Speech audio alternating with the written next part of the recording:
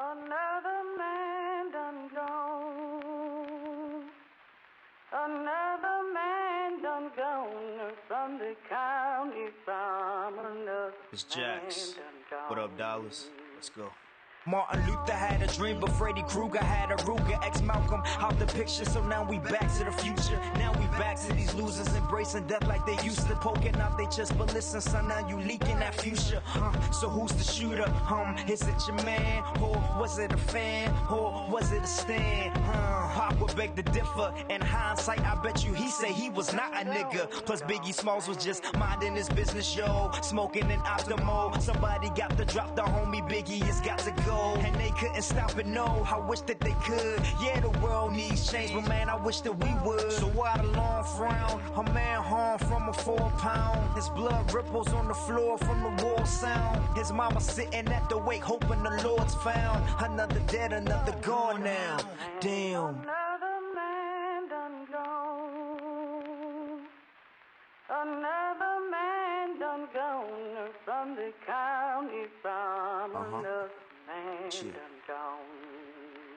George Eliot said that it's best to be what you wanna be. Fucking do what you wanna do, so I do what I wanna do. Bet you did it to floss. Bitch, I did what I wanted. Bet you did it and lost. Bitch, I did it and won it. Shit, I'm never coming back. Listen, I just wanna rap. Gee, I told you all of that on about a dozen tracks. I don't give a fuck. I just wanna rap. Spitting fire on this track like a fucking Thundercat. Plus this mic is bleeding roho. This shit is a no-no. Rolling in that low-low. Plus I'm from that Baltimore. Need a folk, smoking on my logo. Ready for the wall, and we so silly with the flow. Somebody got a ropo. Heard the lanes, and I swear they so too much love for the fame just to go broke. Used to think I had the rap game in the chokehold. Never think I got the whole world in a rope. Gotta think of damn dog, you crazy. Is he the next Jay-Z? My crystal ball is hazy, but I don't know, maybe.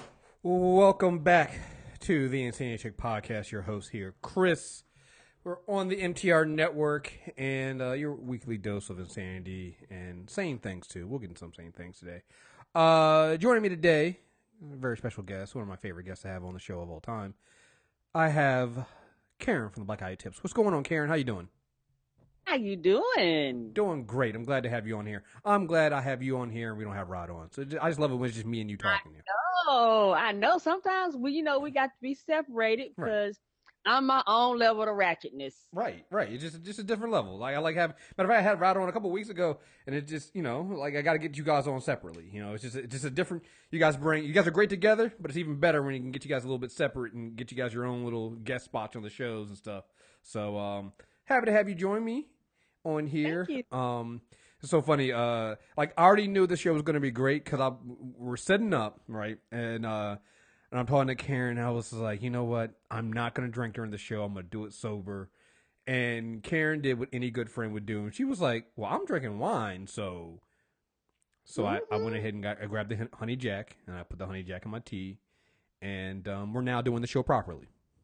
Yes, I was ready. I was like, on Saturday, I was like, I don't got nothing else to do. I'm ready to do the show with Chris. I got me some red wine. And I also got me some pink Moscato.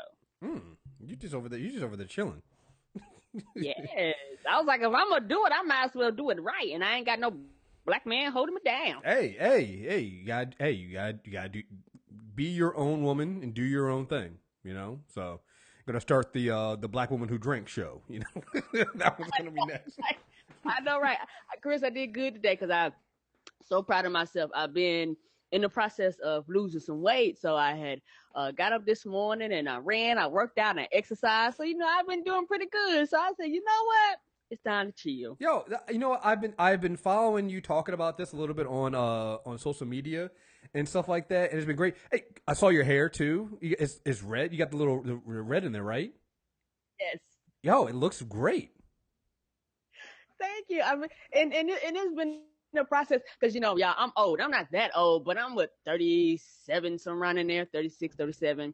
And I had went to the doctor not too long ago, and they was like, "Hey, your blood pressure is high and your cholesterol is high," and I was like, "That's not a good sign." So I started walking and working out and eating better. We do a Hello Fresh, and that's been helping because now it's 3 meals a week that we cook at the house. Mm-hmm. And particularly drinking more water, doing a lot of things more natural, and the weight has been slowly shedding off. I didn't realize how much weight I had lost until I started taking pictures. I realized that my face is not as puffy, and it's probably because I've been drinking my water and taking better care of myself. And my hair's been growing like crazy. And I think, particularly, Chris, once I went natural with my hair, I just wanted to be natural everything. I don't know if that makes sense, No, because I was like, for the first time, I'm actually learning how to love myself, and I mean completely love myself. And with my fro out, I was like, hey, I got my fro out. I think I'm looking right cute. I'm like, look, I gotta put a pictures out there. I gotta let them hoes know I can stun on them hoes. Hey. look, if you guys have never, for some reason, you guys have only ever heard Karen's voice and you've never seen a picture of her, like, it's very rare that you have a smile that is infectious.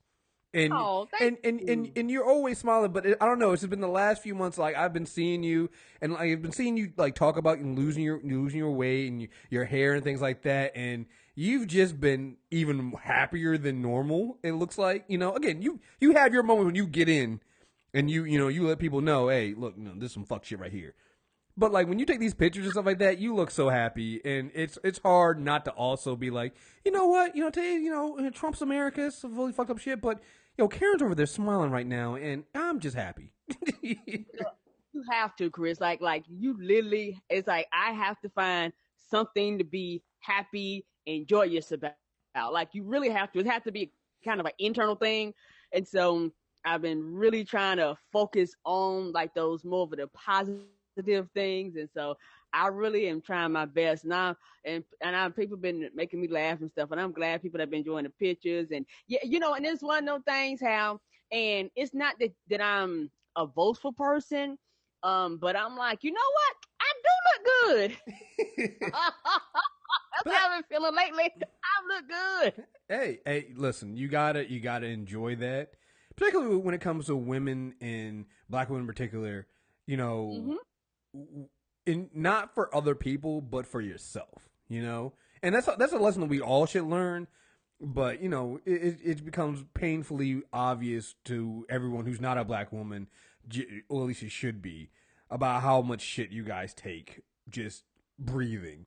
And so yeah, it's okay to sit there and just have your moments and do that. So no, like I said, I saw the hair the other day, and I was just like, man, Karen's going all out right now, and she's living her best life, yo. It's just, I might as well, and I thought about it. I was like, man, you have all types of women of all types of sizes, putting their pictures out there and stuff, flaunting what they got. I was like, you know what, I may as well too. Hey, it's good. Like, it's so funny that I have you on today. So I'll get into this when we talked about the business stuff for the site and stuff like that, but I ended up recording Hell No Cuba with Aaron from Black Astronauts podcast this week, right? And we were just talking about, how supportive his wife is of him and trying to, get that site together. And, we were just talking about, supportive women we have in our lives. And it's so funny, we brought up you, and I was just telling people, it's like, yeah, a lot of people who listen to y'all shows don't realize how much work Karen actually does for that site. Like, I remember when we came down to do the audio plays with Dexter, and we went to dinner, and it was just me and you on the end of the table, and everybody else was talking about other things. Me and you were talking about like business stuff, and you were telling me how you do all the social media stuff, the stuff with sponsors, and it's just like all the work you do, and then you still got a full-time job. And so that's why right now it's like, I start back to work on Monday. I got to be there 7:30 in the morning for orientation, and I'm already dreading it, and I'm thinking to myself, it's like, yo, I'm gonna be right back to where, that struggle that Karen knows so much, because you work the 8, 9, 10 hours, then you come home, then you're working another 5 to 6 because you're doing stuff for the podcast, and you got all this other stuff to set up and do, and it's just a lot of work, and it's a struggle to balance everything. And so, me and him were just talking about that, and how, like, you do it, and for you to come home and still have that smile on your face and still be as happy as you are. Look, man, I get through like a week, and I'm just like, I hate everything right now. I want to burn everything down. My face shows it. Like, it's just all in my attitude. It's just like everything is just crashing down around me. But it's like, yeah, I look at you and I was like, you know what? She's right. We got to find the happy moments and do this. So yeah, it's just a lot. You do, and like I said, it's a balance. Sometimes it's hard to find that balance, and everybody's balance, place, and area is different. And I think for me, that's one thing that we have a connection with, because I know that you completely understand how it is. I almost have a double life, because technically I have a double life. I have a work life. I have one way I present myself. Then I have a podcast life, which is a completely another way I present myself online. And sometimes Roger does more of the technical stuff, but I do more of the other stuff that he doesn't have time for. Sometimes doesn't even think about, doing, or it doesn't cross his mind. Those are the things I do. And yeah, you're right. Like you said, I work 8-9 hours a day. I come home, and a lot of times, and most people don't realize, a lot of times when I come home, about 30 minutes, maybe to an hour, I get to actually sit, and then we start the show, and so then we record the show. Then after we record the show, Roger put up the show. So when Roger's putting up the show, I've got to prepare dinner. So, before you know it, you look up and it's 9, 10, 11 o'clock. You go to bed and you do it all over again, and that's how I think a week or two ago, we didn't have a guest, and I was sleeping, and Roger came in. I was out. And Roger's like, "You want to do a show?" I was like, "Yeah, we can do it. we can do a show." He was like, "No, go on back to sleep." Right. I went back to sleep. Yo, sometimes nigga was tired. Yeah, sometimes you got to do that. Like, I'll let you guys know right now. There's not going to be an Insane Check next weekend. I was like, you know what? I'm going to take a break. It'll be I'll have the first full week of work in play, and it goes into a 3-day weekend. So yeah, I'm gonna need to recharge after a first full day of work of driving in 40 minutes to an hour to work every day one way. I'm gonna need a break. Yeah, my new job is way further than my last job is. I don't know what the flexibility is going to be with me working from home some days. I don't. I just, like, the last job was such a bad spot for me. I had to get out. So I took the first opportunity. And career-wise, if I actually gave a fuck about my career here, it's a way better opportunity. Like, it's a really big opportunity for me career-wise. The problem is I don't give a fuck about the career. Like, I don't care. Like, I feel you. I completely feel you, because it's like I dedicate so much time outside of my job that I'm like, no, I don't want a promotion. No, I don't want no more responsibilities. No, I don't want to go up a stupid ladder. Right. I'm fine where I am, because where I am allows me to do the other shit outside this place. Can I just stay in the meaty middle? That's what I want to do. Like I just want to be average, yo. I just want to go to work, collect a paycheck, and be average. That's all I want. I don't want to be like, I know what's going to happen. I'm going to go to orientation and be like, how to be a rock star. And I'm going to be like, yeah, well, okay, where's the orientation for the people who just want to be average?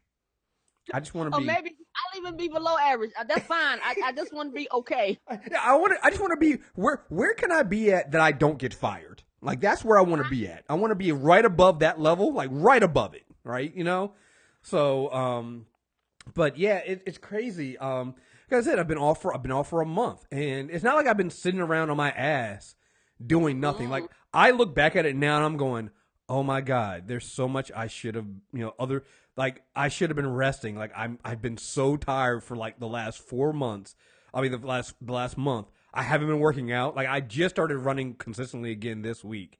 I haven't really been working out like I should have been. Like, I could have been watching way more TV shows and doing. And I was like, what have I been doing? And then I was like, oh well, you did completely redesign the site.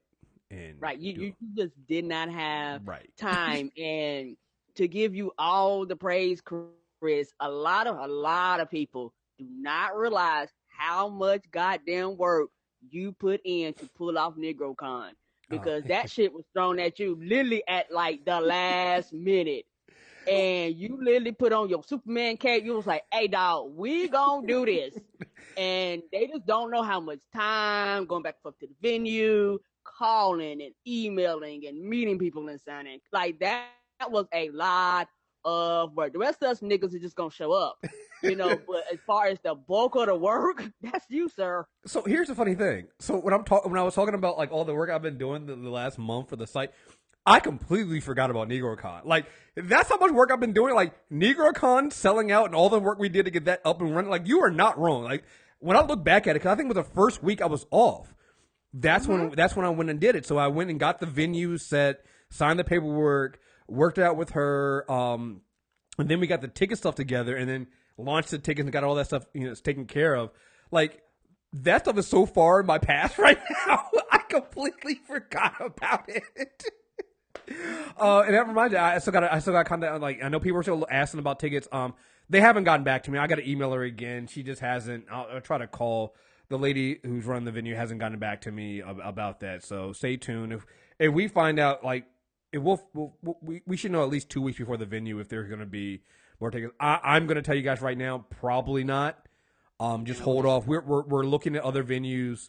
And doing another NegroCon later on this year. So if you didn't get them this year for this one event, don't worry. We'll be at some other places. It's not going to be a NegroCon thing, but I know I've been working with Jeff from the Nonstop Culture podcast about doing something with me and Phenom go up to New York Comic Con. So, like I said, we'll be around. Rod and Karen will be around different things. So we're working things out. So if you didn't get tickets this time, don't worry. We know there's a demand. We're gonna keep trying to do this, and that's been great. But yeah, you're right. I mean, it's just been a lot of stuff, and it's again something else we were talking about when you work for yourself. Like, it's one of the things you see on Twitter all the time, right? Like I saw this the other day. Someone was like, "Well, it's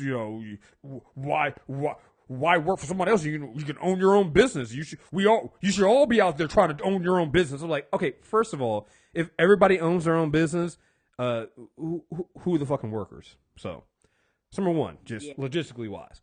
Number two, I'm gonna be honest, man, it's just not for everybody. It isn't, because it's actually more work. I think there's this misconception that when you own your own business, that it's somehow easier or less work, and that is furthest from the truth. It's like most times your business is probably not going to make you as much money right away as going to a work, and it's definitely not a consistent paycheck. So let's get that misconception out of the way right now. It is not a consistent paycheck.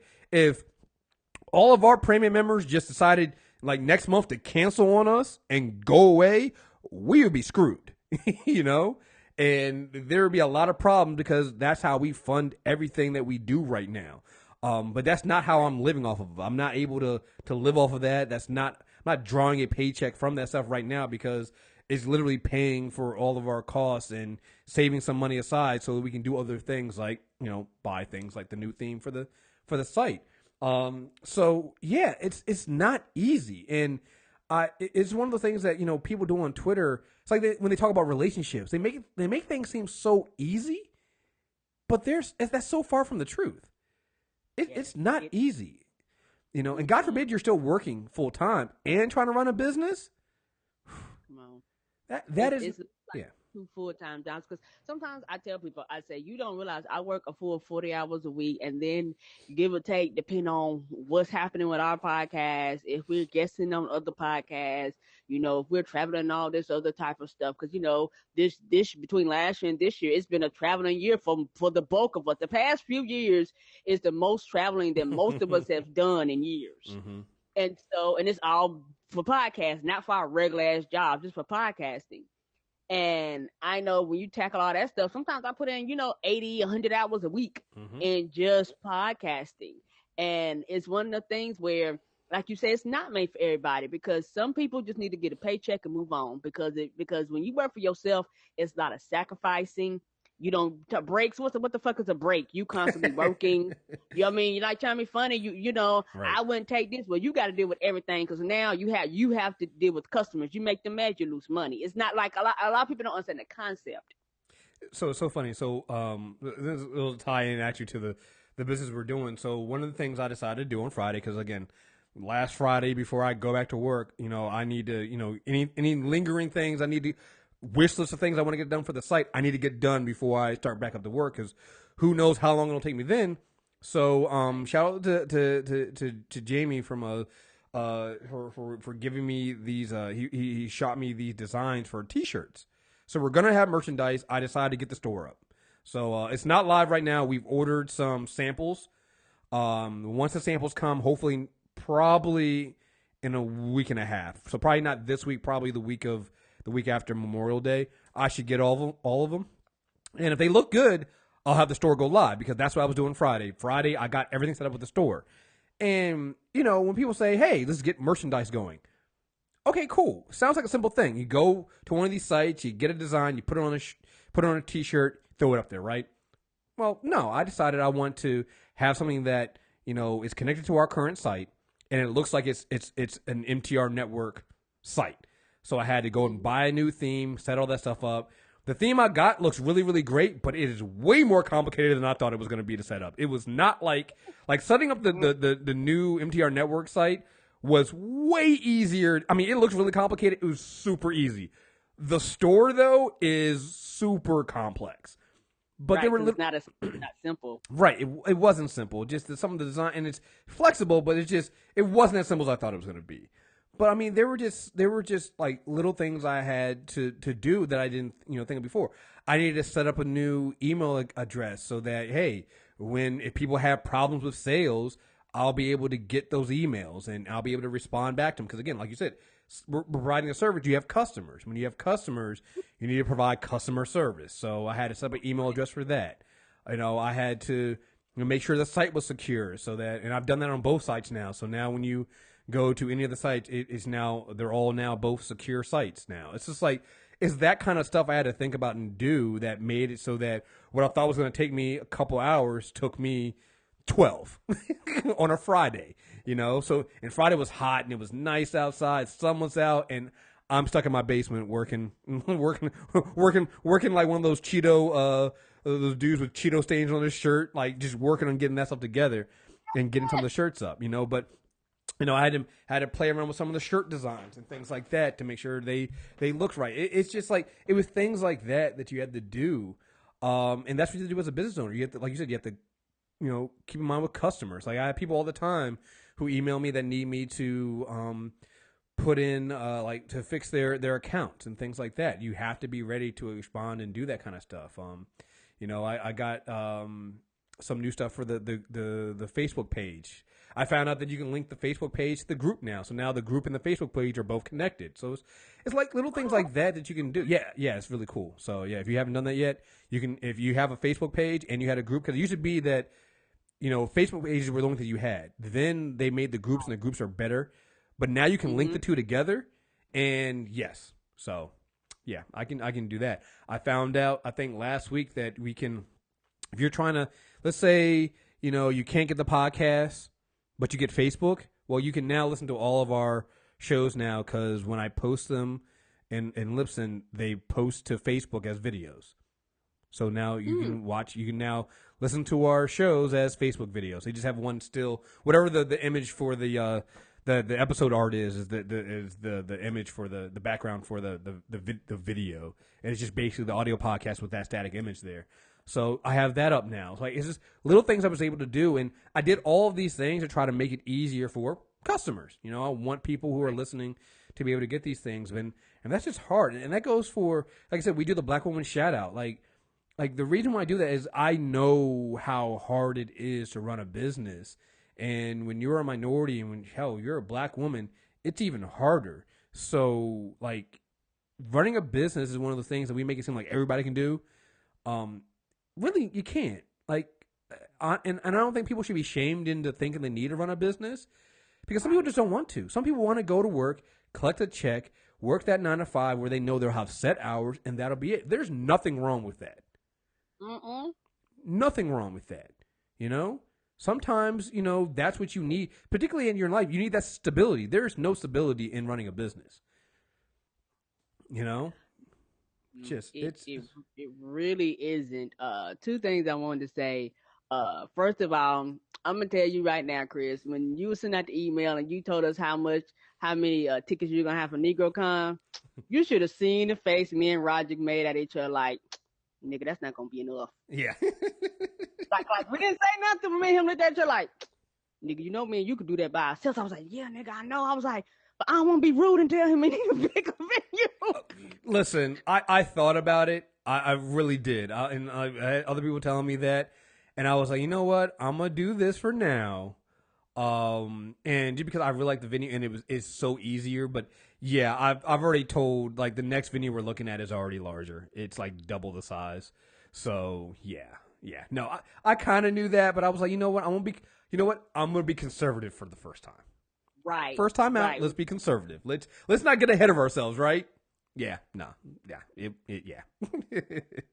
So, and like I said, we could probably get more in, but I was like, I don't want it to be too crowded. So, but Correct. yeah. Correct. But no, I completely understand that, and it's one of those things where and just for the fact that it got sold out in such a short period of time, shout out to the fans, because you know what, all we did was everybody posted on social media, like literally right. most of us. I think me and Roger may have did one show, but most people hadn't put out a show yet prior to the tickets going on sale. Yeah. And so it's one of those things. But shout out to the fans. I mean, they were on it. When I put it in, like, I posted it out across social media. I had it scheduled across the board to post at 12. Mm-hmm. And people was like, done, bought. I'm like, holy shit, they ain't playing. Like, I was literally watching it as it happened live, because I can check to see, I can see who bought tickets and how many of, like, so I was watching it happen live, and I was like, okay, yeah, so we're definitely going to sell this out. This is definitely going to happen. So, yeah, definitely. I love the fact that the fans support us all so much. It's just, it's so great. It's a great feeling. You know what? This is what keeps you going, as when you're working, a full-time job and then come home and then do, 5 to 6 more hours for your business. This is what keeps you going, having this kind of support. Yes, because the fan support is like an energy boost, if that makes sense. It's like the fan love is real, and they show you in various different ways. Some people spread it across social media. Some people actually give their money. Some people give their time. So in various different ways, people, kind of let you know that they do have love and they do fuck with you. Oh, and on top of that, Chris, you're talking about all the other shit you've been doing while you've been off. We had to, Roger had to hit you up with some stuff on our end, help us with a few things. So you've been working, sir. Yeah. Oh, shit, I forgot about that too. Yeah. Shit. I've been doing so much stuff this month, I literally have forgotten. Like, there's stuff that's happened, and I was like, wait, I helped him out like a couple years ago. Oh, wait, no, I did help him with that this week. Yeah. Yeah, it's just, but it's great. Like, it's, you know what it is? When I help you guys, and I was talking to Aaron about this too after we did, like, I think Aaron and I talked for like 30 minutes before we even started the Hell No Cupid recording. And we were talking to him about business stuff, and when I talk about this stuff with like y'all and like the crew, like, I never think of it as like help. Like, I always think of it just me talking with my friends. It's just like, oh yeah, it's like, oh, nigga, you need me to take a look at that? Oh yeah, I'll do it real quick. Now, when I get home, I'll take a look at it real quick, and then we'll work it out. Like, it's never like that. That almost never feels like work. It just feels like, a friend asking for a favor, or a friend asking you a quick question or some shit. And another thing too is, while I don't do it because of this, but I also know that if I ever need anything, I could always go to you guys and ask you guys for something, and you guys would be there too. It's like, yeah, it's just like we really have become a family, and I fucking love that. I love it so fucking much. So, all right, cool. We've been talking a little bit here. Yeah, it's not even the main show yet. Let's get into some housekeeping things I wanted to get into real quick for the MTR Network. Again, mtrnetwork.net. Here's a cool thing, guys. I found out on Friday, randomly, that mtrnetwork.com freed up. So I am not... Yeah, I am not changing the links again. I am not doing it. I've already got everything set up with mtrnetwork.net. I'm not changing it, but if for some reason you want to go to mtrnetwork.com, you can do that. It all redirects to the same place. So mtrnetwork.net, mtrnetwork.com, doesn't matter, it goes to the same place. It all works. All right? So there you guys have it. It's really, really simple. I remember when we first started doing MTR Network, I looked for that .com, and it had gotten taken like a month before. It wasn't taken, then it got taken, and then it got taken like the month when I went to go buy it. It freed up, and I immediately snatched it up. So mtrnetwork.com now is officially yours. It works. It's part of the network. We're there. Already told you guys, if you're in the Facebook group MTR Network, where you go to MTR Network, the Facebook page, you can get to either of them there. You'll see a post I did with some of the a preview of some of the shirt designs coming soon. Like the shirt designs are coming. Like I said, as soon as I ordered us some samples to make sure that they print well and they look good. Or if we need to make adjustments, we'll make adjustments. With the I'll have Jamie help me with making some adjustments to the colors if we need to. But they should look fine. They should look good. Once I get that and we confirm that the designs look good, the store will go live. Like I said, the store is done. It's already done, already taken care of. It, for the most part, works. I just need to I don't want to make it go live, have people go out there, rush out, buy stuff, and then the product not work or not look good. So I'm taking my time again, something I've been trying to get better at. Taking my time, we're making sure that the product looks good, and before if we need to make adjustments, we'll make adjustments. Then once that is set, like I said, it should be in a week and a half at the latest. Once that knows, I'll be able to flip a switch and I'll make the announcement and it'll be live. And unlike NeoCon stuff, this stuff shouldn't sell out. You'll be able to get them whenever you need to. We right now will have just short sleeve shirts. Eventually, they will be adding hoodies for this. There is a mug, an MTR Network mug. I will be adding other things too. We're just going to launch with, like, Jamie gave me a lot of designs. We're only launching with like half of them up front. So we'll see how those goes, and then we'll add in there. The Blame D-Palm shirts and the Blame Chris shirts are happening. They will not be in the first set of launches, but they will happen. We have the designs. They will be ready for it. We'll probably get those ready. Like maybe if the first rollout goes fine, we'll do that in the second batch of rollouts we do from there. So, yeah, I think that was it. Again, MTR Premium Network. Sign up for that. Everything works the same. We got a lot of stuff coming out on MTR Premium Network. Let me see. I got this here. Coming the rest of this month, the second episode, the ladies recorded for Docu Drunks. I think they recorded another one this morning, another two this morning. But I think it was Black and British is the one they did last month. So that's coming out this week. Also, the first Hell No Cupid I recorded that I did with John, so that will be coming out as well. And then there's a Game of Thrones. The Telltale game from Game of Thrones. The Telltale game of Guardians of the Galaxy, episode 1. Myself, Rod, and Aaron from Black Astronauts podcast were on that. So those are the 3 premium episodes coming out this week. Then in June, what we have is, I think there's another Doctor Who episode coming out from the Doctor. We have the second Hell No Cupid I did that had Aaron on from Black Astronauts podcast. Right after this Insanity Check, we're going to be recording this one. It's a comic book club for Fables, the Cinderella miniseries they did. Yeah, pretty good. If you enjoyed us talking about Fables, that first series, you're going to really want to listen to us talk about the Cinderella miniseries, which is really good because Cinderella is basically, she is a spy / assassin, and it's really fucking cool. Then we'll also have Predators, the nostalgia review on that one. I think there will be another Docu Drunks. I don't know which one they did, but whatever they're recording today. We'll obviously have at least 2 more molecules and shit. They've already submitted episodes 9 and 10. I just need to get them edited and put up.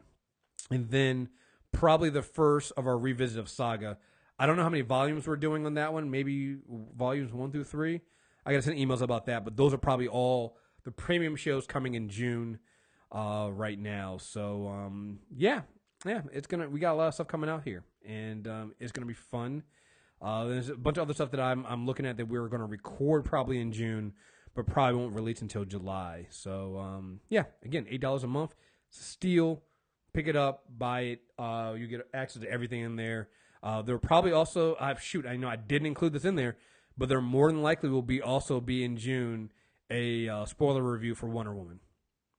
So that's probably going to happen. I forgot Wonder Woman comes out next month, so that'll probably get a spoiler review, because you know what, there definitely will be one, because I told Joy from Black Girl Nerds that I would do one and she could be on, so that is definitely happening. So there you have it. So so now's the perfect time to sign up for MTR Premium, particularly since all the other shares are cutting down. So I think this week is coming up on the last week of the DC shows for Super Tuesday. We still will be doing Super Tuesdays every now and then on comic books. I know that this Wednesday, after we do our Flash season finale review, we'll be talking about with D-Palm, myself, Justin, and Jeff will be talking about Secret Empire. In the lead up to Secret Empire, explaining Hydra Cap and all the stuff that's going on with that. We'll be talking about spoilers in the book up to the point where we're at right now with Secret Empire 2. So you're gonna want to check that one out as too. That'll be on the Super Tuesday recap feed. So. All right, I think that's pretty much it. So let's get with the sponsors and we'll get out of here. We'll get on with the show. This show is being sponsored by Susan Berry, the Pool Law Firm, which is located in Silver Spring, Maryland. Susan Berry and Troy Pool are excellent attorneys in the Maryland, D.C. area. They are from the D.C. and Maryland area, so if you're in the DMV, please check them out. The Pool Law Firm handles criminal law, family law, and personal injury, so if you need an attorney and want to know more, head over to the wonderful website. The website is www.thepoollawfirm.com. That's pool with an E, Poole, lawfirm.com, 301-585-3014. Also, check out tweakedaudio.com for any earbuds and headphones. You can get free shipping and free lifetime warranty, 33% off. The code is reviews. Put that in there and you'll get your discount in there. All right, so let's move on. Now we got all that fun stuff out of the way. Let's get into some stuff. All right, so I have you on here, Karen. And the last show I did with Justin, we ended with this, before we did the Black Woman shout out, we were talking about just how men are trash, And we had talked about, we both had these stories about women that had been attacked. Like, it's men are trash because he was talking about one different story than I was talking about. There were two different stories about women attacked by men. So I have some follow-up with that, not that graphic, but I have three stories. I'm going to say two are bad. One is just hilariously idiotic. So I'm going to give you the choice of what order you want to do. You want to do the bad one first, or do you want to do the slightly more funnier one first? Let's do the bad one first. All right, let's do the bad ones first. All right, so let's do, okay, you know what? Let's do the really, really bad one first. So okay. I don't know if anybody saw this one, but this is, I think it happened earlier this week, or maybe it was last weekend. But it was in Chicago, and there was a man caught on videotape punching a River North security guard, a black woman. They were walking. She had told him they had to move along, and he threw his water bottle at her and then punched her in the face. It is bad. It is just. Let me see if I can play the. I'm not gonna play the actual video because nobody wants to really see a woman getting punched in the face like that. Let me see if I'm not even gonna do that. So look, it's just ridiculous. The police were looking for the attacker. The thing that stood out to me was he's with three other people, two women and a guy. Guess the race on these, but guess what they didn't do? They didn't say anything. They didn't stop him. Let me see if I can do this. Let's see. I didn't correct him. Be like, hey man, chill out. Yeah. So let's see. So I have the article. The man who punched a River North security guard on camera this week turned himself into the police Tuesday morning and is feeling very, very remorseful, according to a family representative. He knew that he messed up and he's just very, very remorseful for punching a woman, said Don Valenti, a well-known victim's right advocate who spoke on the man's behalf Tuesday. Oh, wait, why is she a victim's right advocate, but she's speaking on the behalf of the man who attacked the victim? Right. He's not the victim here. According to Valentine, and police, the man had been drinking. Of course, that's because I'm drinking right now, Karen. But you know what's going to happen next? I'm gonna go out and punch a woman because I'm drinking, right? The man had been drinking when he punched a 47-year-old Zoa Stigler in her face, breaking several bones about 2:15 a.m. Sunday in the 700 block of North Franklin Street. The alcohol blurred his judgment for a few quick seconds. So it's not that he was so blackout drunk that he went on a tear afterwards. He was just so drunk for those few seconds that he decided to throw a water bottle at this woman and then punch her in the face. No, you know what? And maybe it's just me, but I'm sorry. I don't care if you're drunk or not. You're still accountable for your actions. I know a lot of people use that as an excuse to excuse their behavior, but particularly, I don't know if you've ever been sober around a bunch of drunk people, that ain't the bomb. No, it's not. It's not fun, and You know, it's one of these things where it's okay to be drunk. I've been drunk before, but last time I checked, I wouldn't commit no crimes. So here's where that, that personal responsibility they always tell us black people comes in at. If you're all about personal responsibility, and you can't hold your liquor, then maybe you shouldn't fucking drink. Because, like I said, I went through all of college. Like, if you are an old Insanity Check fan, when it was me and Rice on here, you know how much we used to drink. Like, me, the fact that I even consider not drinking during the show today would be blasphemy to early Insanity Check Chris. All right? Hey, Mike, what's wrong with you, sir? Yeah, like, of course we're fucking drinking. What the fuck's wrong? It's just, all right? We drink all the time. And I've been around a bunch of other drunk people. You know what those drunk people, the drunk people I hung around with never did, though?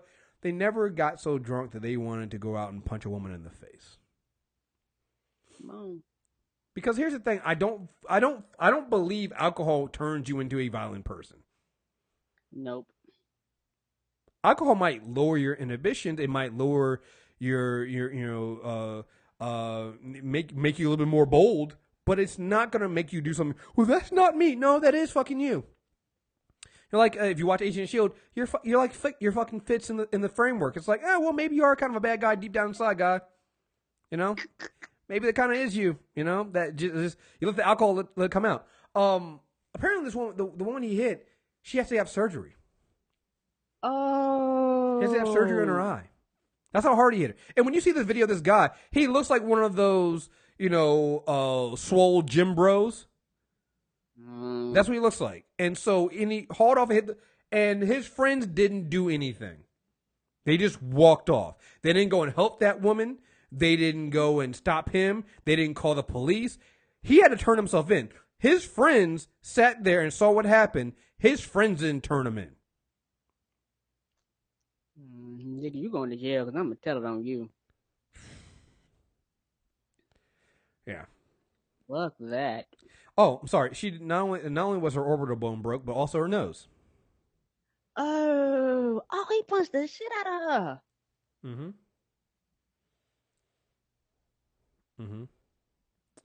According to WGN, which broadcast a video from the entrance, the woman's nose and a bone under her eye were broken. Sigler told WGN she saw the man sitting outside and went to check on him. So here's the thing. So it's not even that she was being evil. And not that it would have been right anyway. She actually went to check on this man to make sure he was okay. She realized he was sick and called the police. The man vomited on the sidewalk while his friend stood nearby, according to WGN. Again, friends ain't shit. She went to go get a mop and bucket to clean the mess and asked the group to leave. After speaking with them, the man threw a water bottle at her and punched her in the face. The group then left. Wow. So, I'm sorry, not only does he need to go to jail, his friends need to go to jail too. Fuck them. Right. Fuck them. They all can go to fucking jail. She went to check on him? She went above and beyond. Because it would have been my black ass. I would let his white ass sit there and die in his own fucking vomit, all right? Because, fuck you. One thing I've learned, one thing I quickly learned, and I you know what?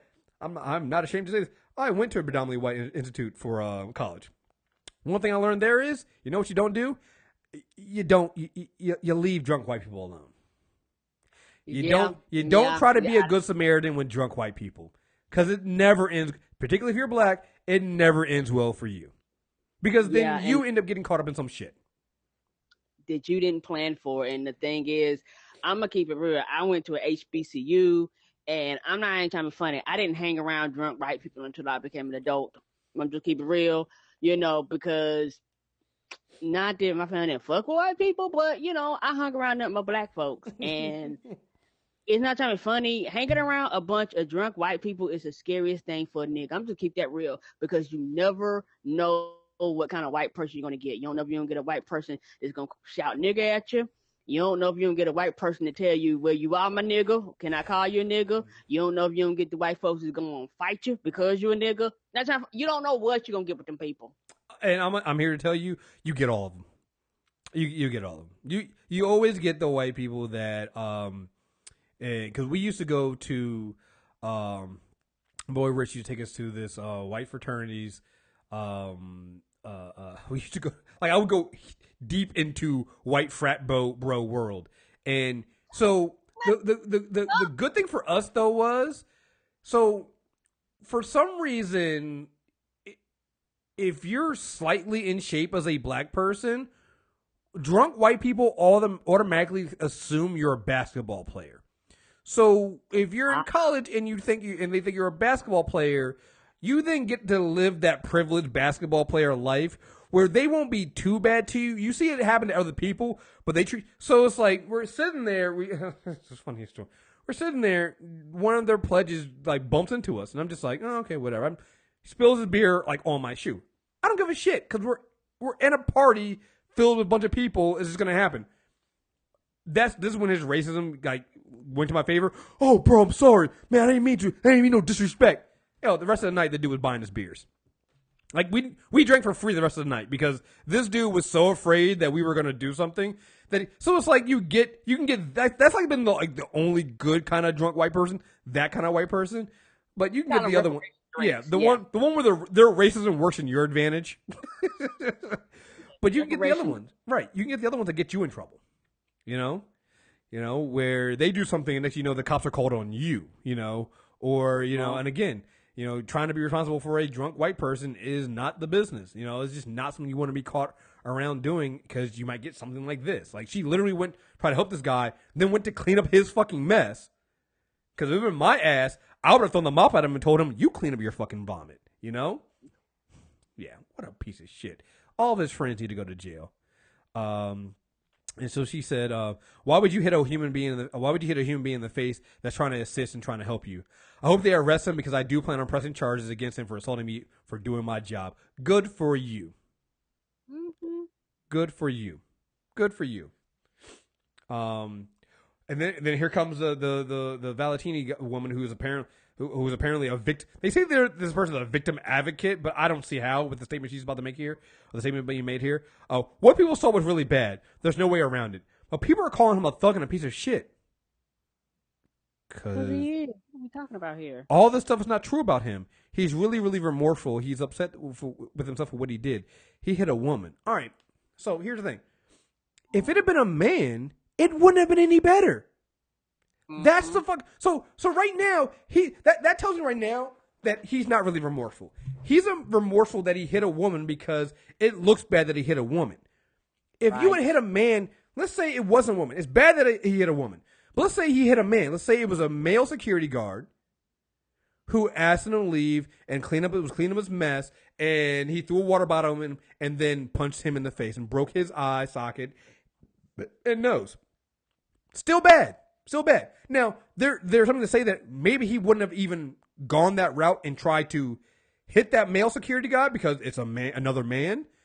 But even then, it's like, dog, that's still wrong. You still assaulted somebody. If that male security guard he would have the same right to press charges against you as you did then. Like, this whole thing is, he hit a woman, that's why he's upset. No, he hit a woman, so now he's worried that he's going to look bad to everybody else.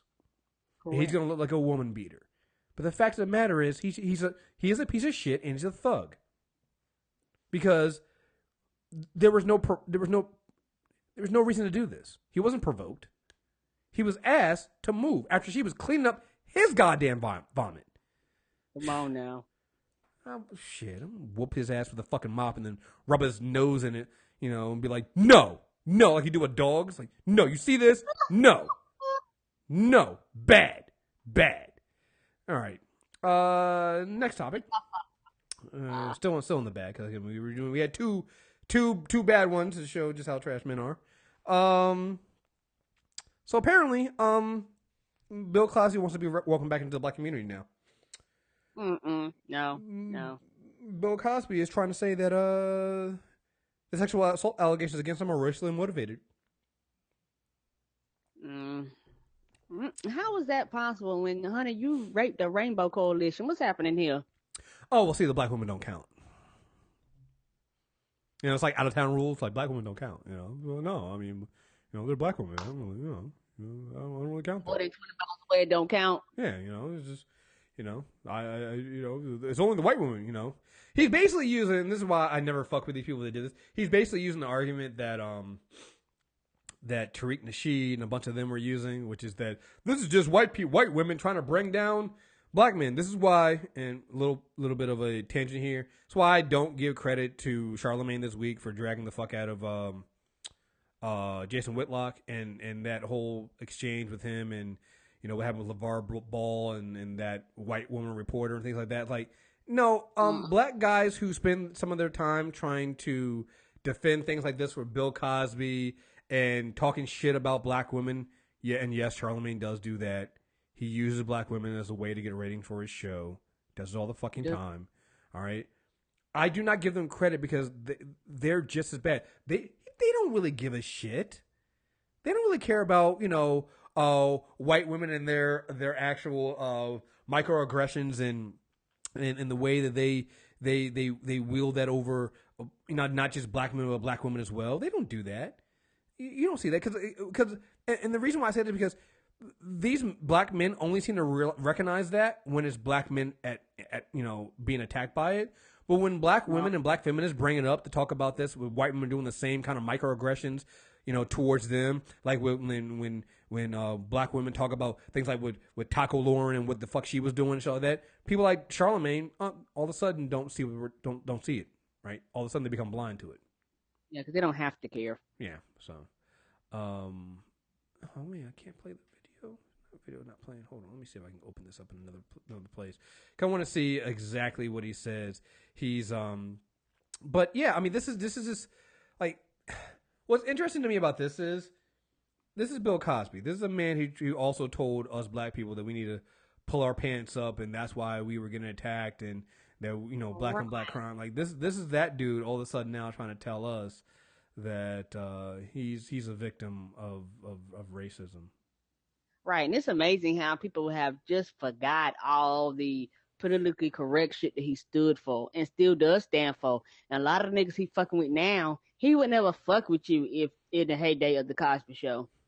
Yeah, this is dude who didn't believe any of that stuff. Let me see. Let me see if I can find it on YouTube.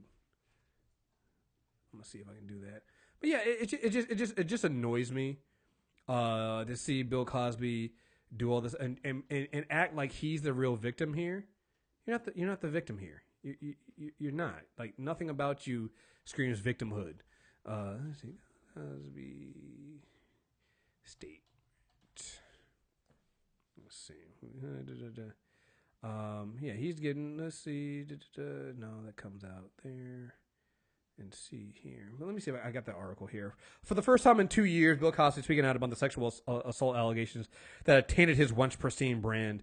Just weeks ahead of his trial date, set for early June, in a 30-minute interview with radio host Michael Smirkanish, the comedian. And also notice here, so he breaks his silence. He doesn't go to black media. Didn't go to black media. I don't know, because he really don't care. Then that shit that Charlemagne played with his daughters, yeah, fuck them for that too. Oh, what? No, what was that? I didn't even hear that. Roger played it on our show where Charlemagne played two, because both his daughters came out to speak, and he played two pre-recorded statements from them. They talked about their father and how loving he was, and there was no way he could do this, and how it was a sham and it was racial. Yeah. And of course you put him on his show because they're not going to say that he's a piece of shit. Yeah. But again, that goes. So the fact that it was on. So here's this is where you get the tale of two Charlemagnes, right? So you get the Charlemagne that's trying to stand up against white women, and their violence against black men by threatening them and their passive aggressive threats and things like that. Which, hey, you know what? Honestly, there is a real threat there. There is a real history there. That's a real thing. But Charlemagne doesn't get to talk about that because, in the same breath, you don't give a shit when it's black women, and then you're also really out here trying to act like Bill Cosby didn't. He said in this interview with Michael Smirkanish he will not testify on his own behalf. when Michael Smerconish asked him about that, it's basically said he didn't want to open up a can of something, have his lawyers scrambling, so maybe cross-examination might be a little much for him. So there's that. And to refresh everybody's memory, this is the Andrea Constand case from 2004. Cosby's facing 3 counts of felony aggravated indecent assault. He's pleaded not guilty. Andrea Constand says she was drugged, sexually assaulted. Bill Cosby in a deposition said, yes, they had sex, but it was consensual. So there's that. Now let's get to this interview. Again, we're just under 3 weeks away from the trial beginning. Michael Smerconish on SiriusXM Radio is asking him about reasons for all this, and Cosby saying racism could be at the root of the allegations. Here's that. There are so many tentacles, so many different, nefarious is a great word, and I just truly believe that some of it may very well be that.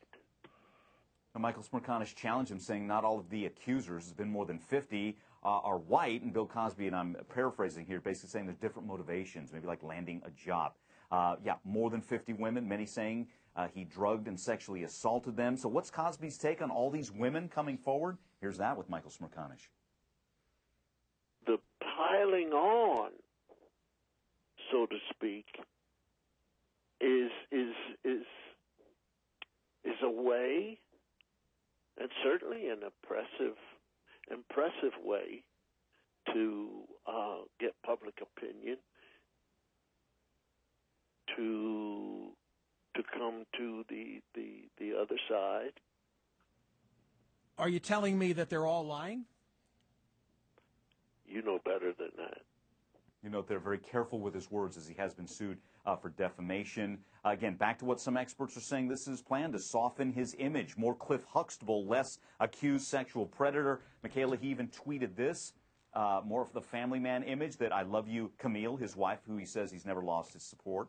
Erica, Aaron, Ensa, Evan, and Keep Fighting in Spirit Ennis, who was killed in the carjacking.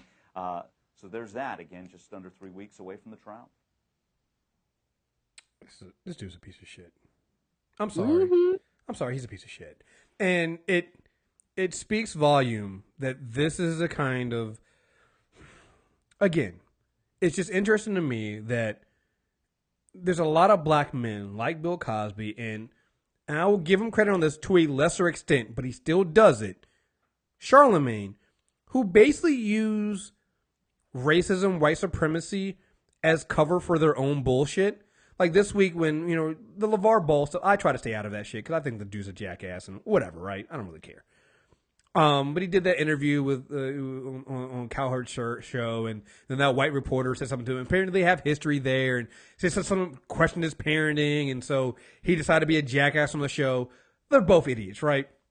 But Charlemagne tried to draw this parallel between her and the way she's acting like she's scared of him and putting him as a threat. That's the kind of racism and that's the kind of stuff that white women do that got Emmett Till killed. And I'm just like, dude, don't ever mention a jackass like LeVar Ball in the same breath as somebody like Emmett Till. Like, you ain't got to do that to make your fucking point. Like, it just feels like people like him, Cosby, Tariq Nasheed, all these fucking black men, they use racism and white supremacy as a way to cover the actions of jackass black dudes.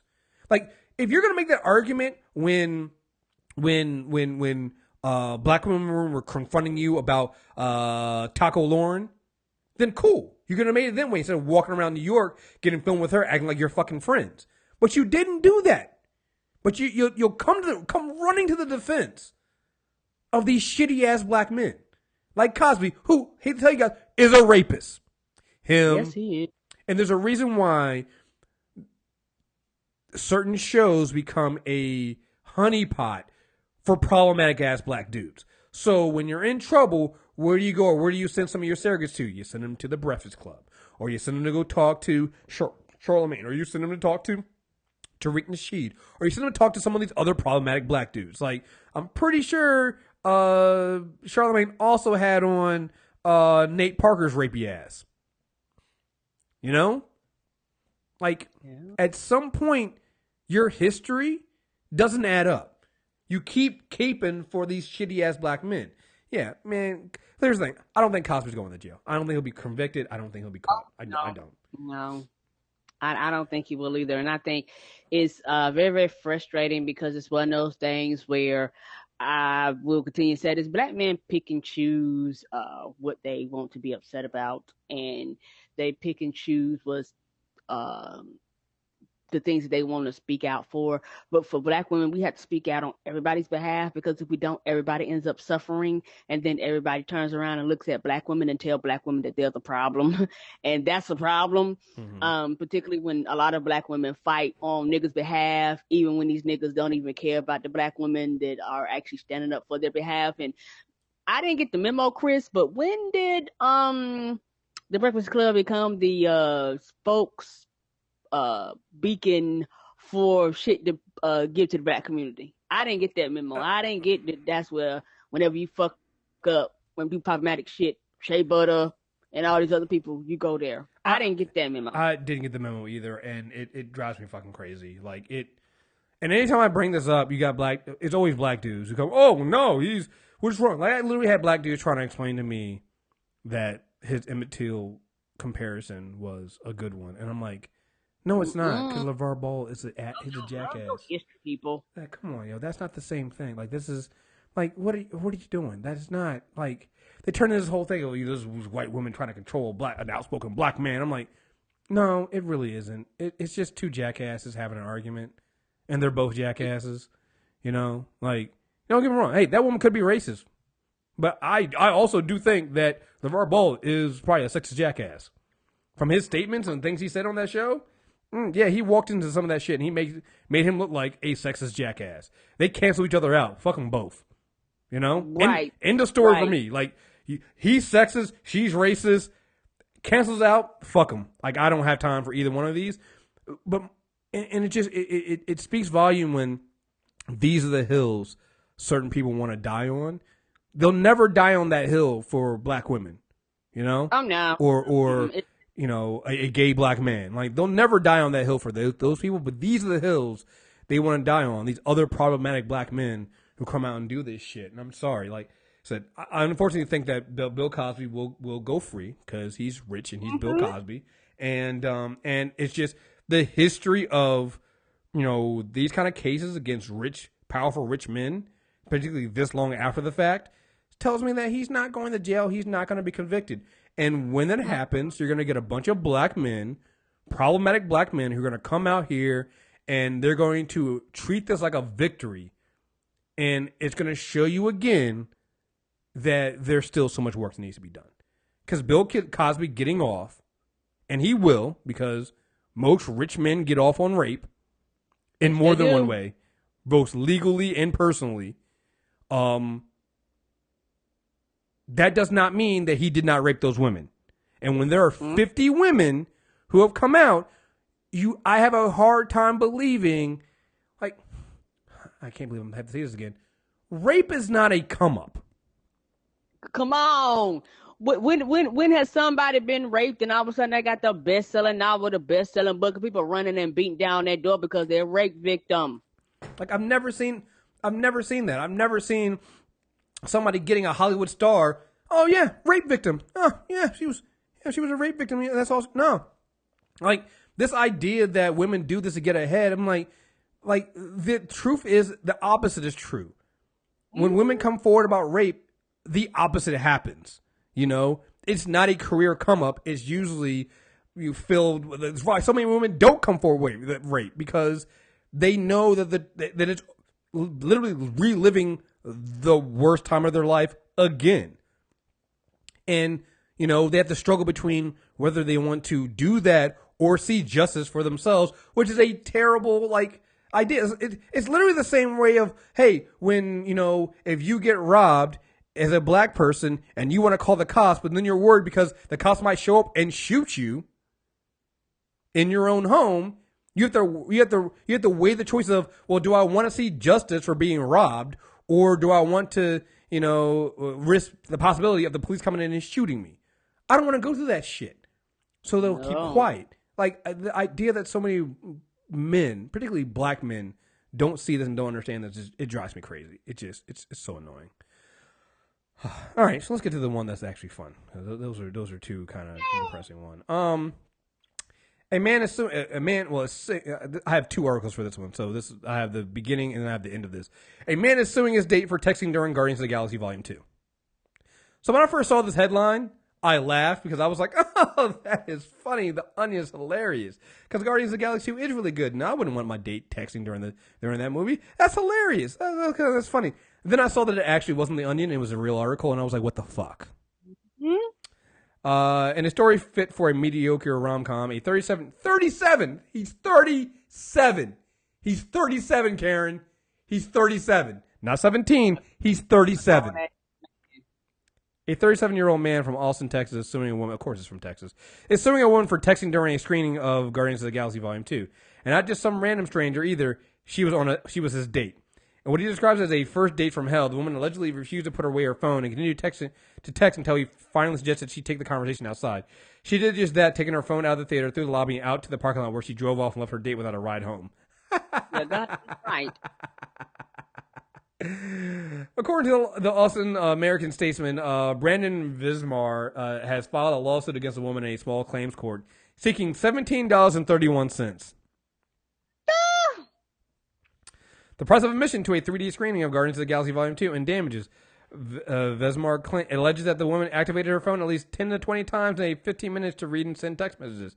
His petition claims that this is a direct violation of the theater's policy, adversely affecting his viewing experience.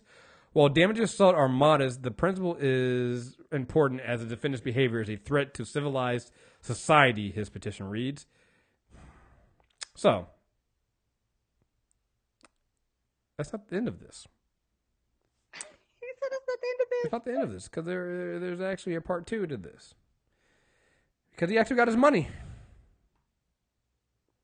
Let's see here. Open this up here.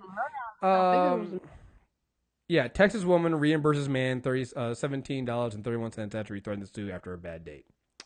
I wouldn't have paid him shit. Fuck him. The man who claimed he was going to sue a woman for texting during their first date has opted to call it off.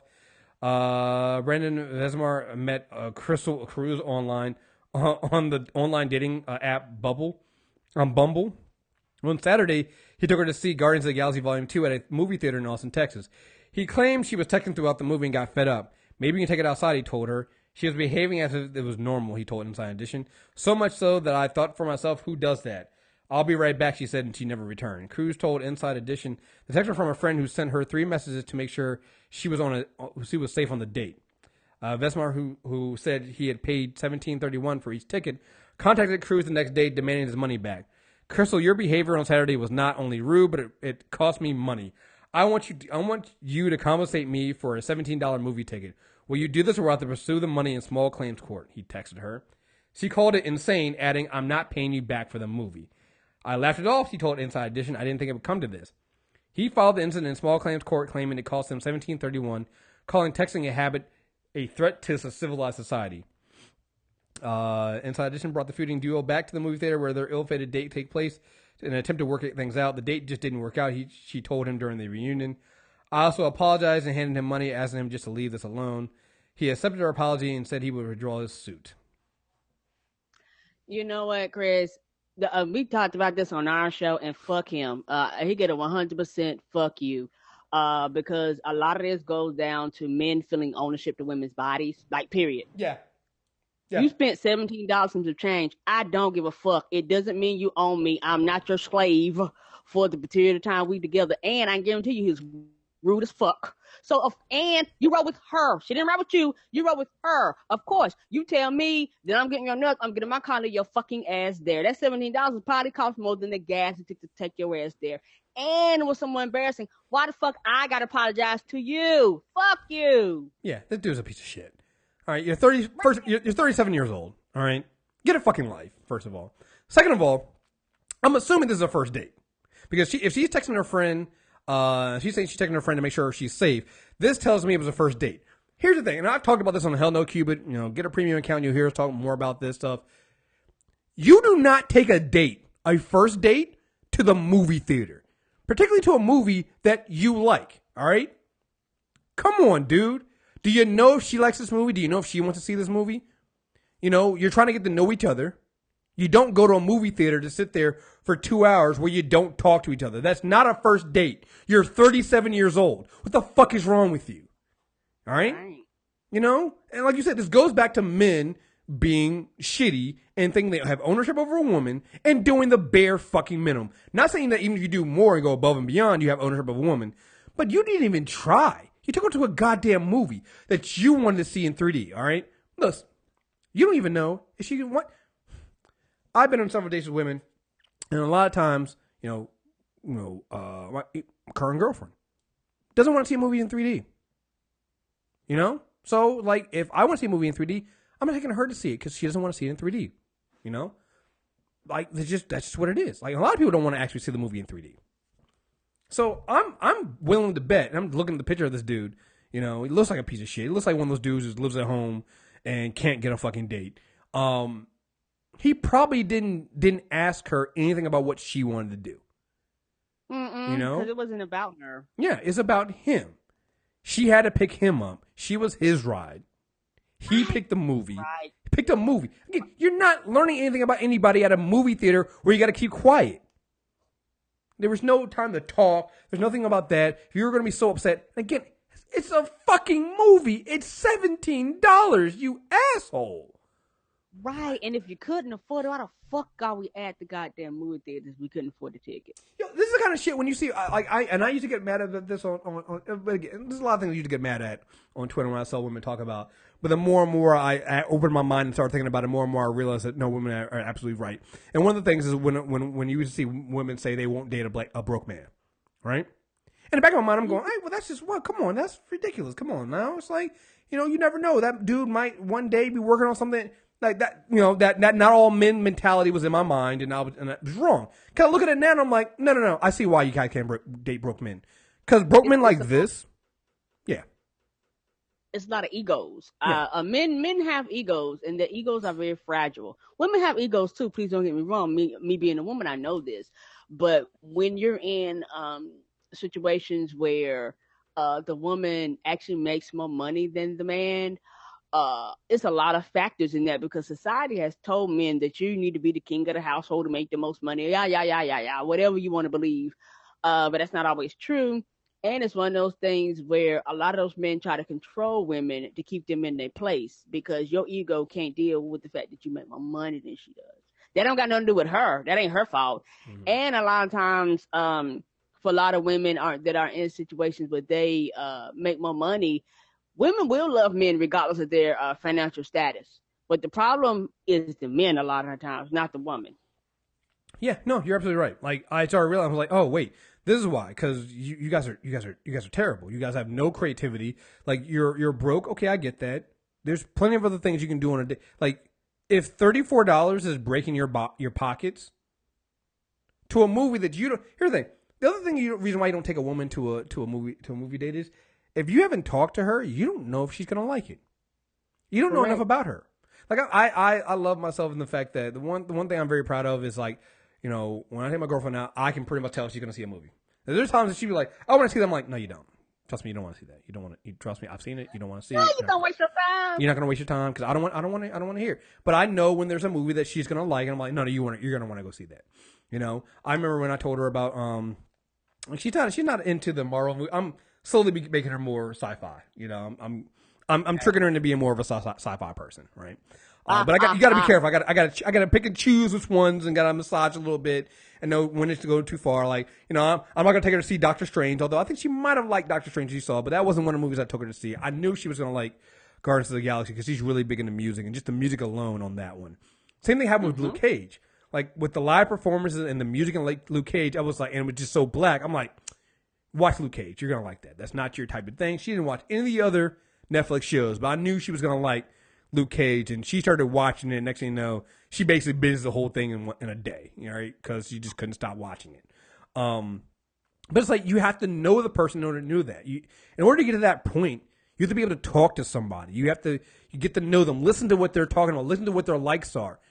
Jackasses like this, these dudes, they're not doing that. But then they complain when things don't go your way. Well, you didn't put the work in or the effort in. You just assumed a woman was going to like what you like because you liked it, and she was going to suck it up and do like that's not how it works.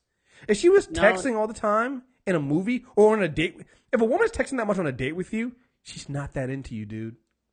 Come on, dog. And it's one of the things where your dick is not the end all be all of the date. And my end goal might not actually be to fuck you.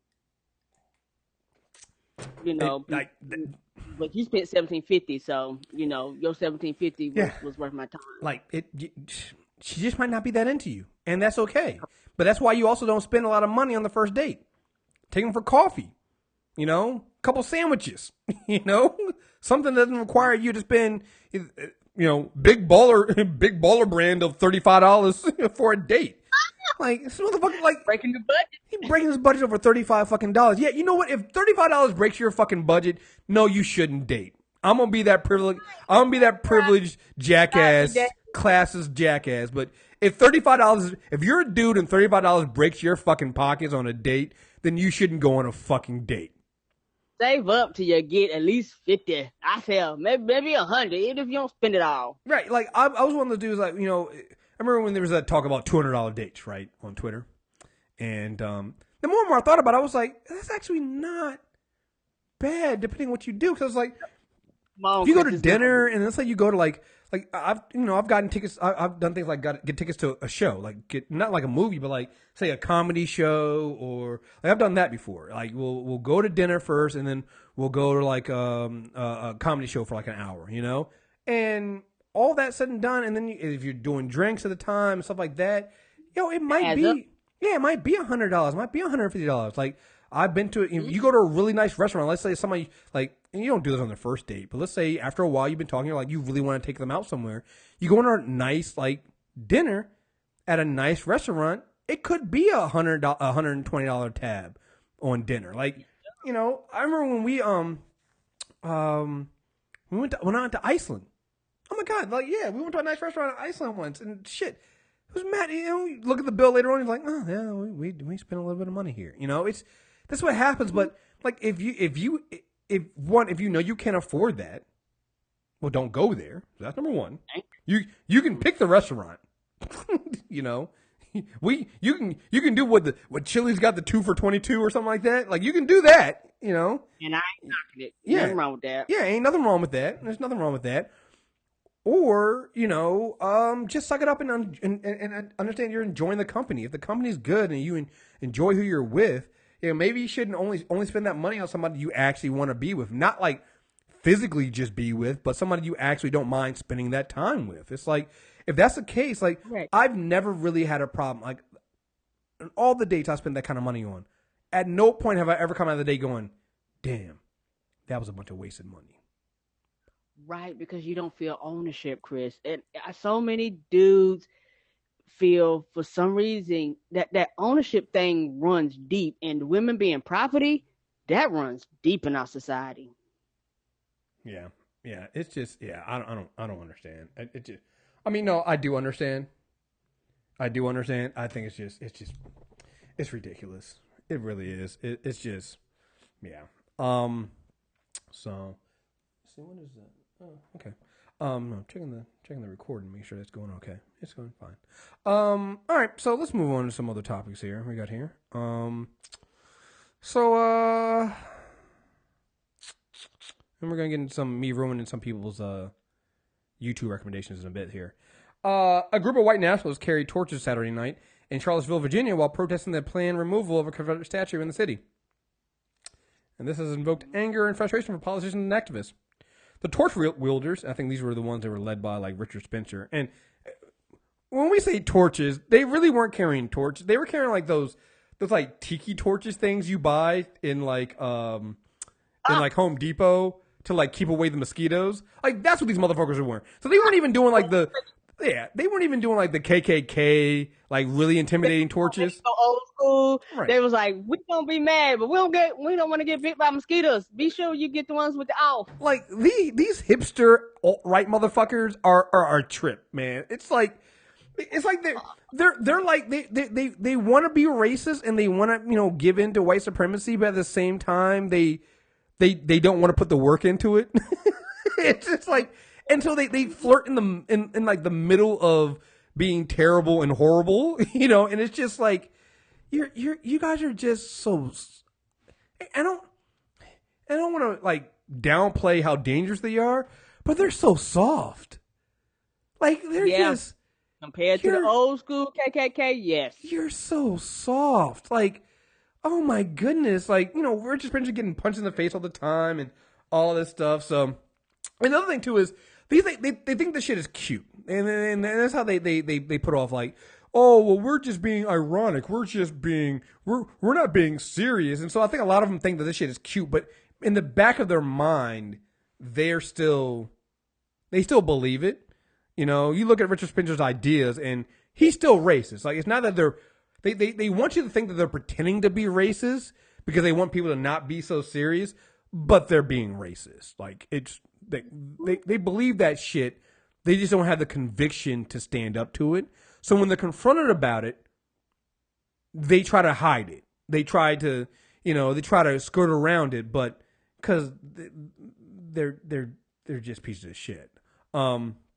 So let's see. The torch wielders are reported to be several dozens by the local paper. It wasn't even live. It was like several dozens. We're reacting to a November 28th city council vote to remove the statue of Confederate General Robert E. Lee at Charlottesville's Lee Park, the public space where the protest took place Saturday. The court injunction has halted the removal of the removal of the statue for 6 months, but that didn't stop the protesters, led by avowed white nationalist Richard Spencer, from reportedly yelling chants like, "We will not be replaced. Russia is our friend," and "blood and soil" at the side of the statue. Russia is our friend. Really, we're going with that right now. Mm-hmm.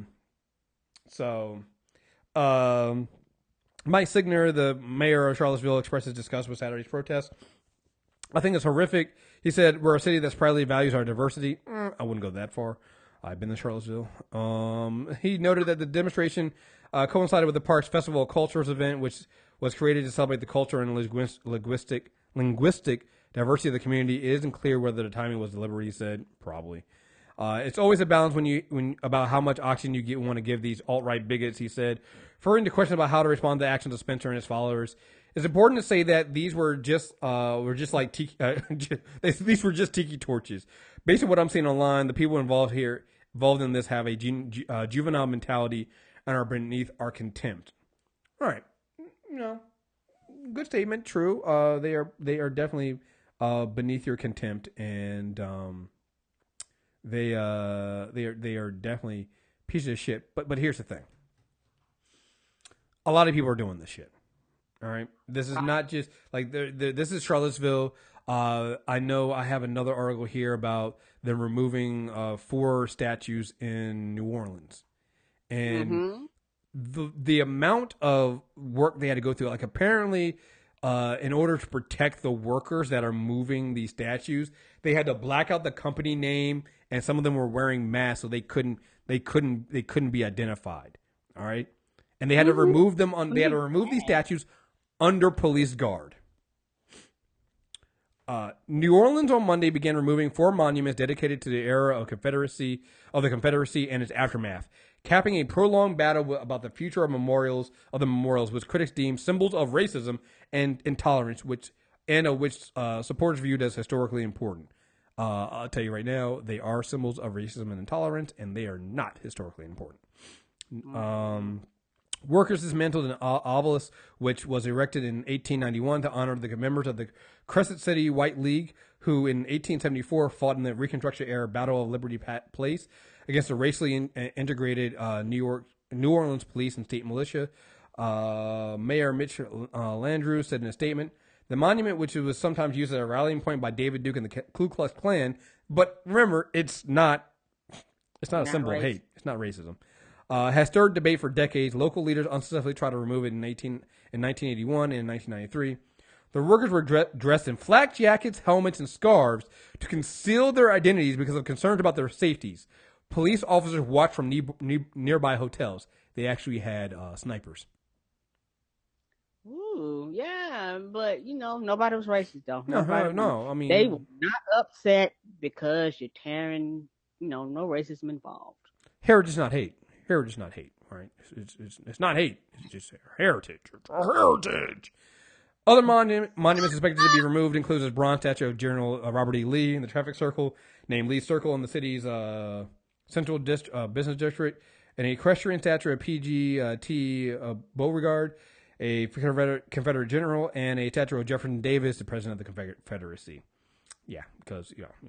Citing security risks and threats to contractors seeking to do the work, the city would not reveal details about the removal of the other statues. The 4 monuments will be stored in a city-owned facility until they can be removed to a new location where they will be placed in proper context. So here's the funny thing about this. I saw on Twitter, some investigative journalists found out that they were actually not moved to a city-owned facility. Well, actually, no. Technically, they were moved to a city-owned facility. They were moved to like a dump. They were next to a trash bin. Wow. And I was like, that's where they belong. So I'm just saying. So, yeah. So, this has got me looking again. And what I love about this is white people in their need to continually act like this is not racist, and that these are it's heritage, not hate. So I have several videos, and the great thing about using GoToMeeting, Karen, I can share my screen with you. So I have to share my screen so you can see what I'm talking about here. Let me see here. Hold on, get here because I want to make sure I'm getting to the right screen. Hold on. Let's see. There we go. Can you see that? Yes. You can? All right. So here's the first one. And again, some of these are trolls. This first one is Gavin McGinnis, and he's a right-wing troll. And but I love this one because he openly admits. So the title of the video is 5 Reasons Not to Ban the Confederate Flag from a Canadian Immigrant, which tells me, motherfucker, you should shut the fuck up and mind your business. Because what do you know? You're from fucking Canada. No hate to the other Canadians out there who are not this stupid, but mind your own fucking business. So, here we go.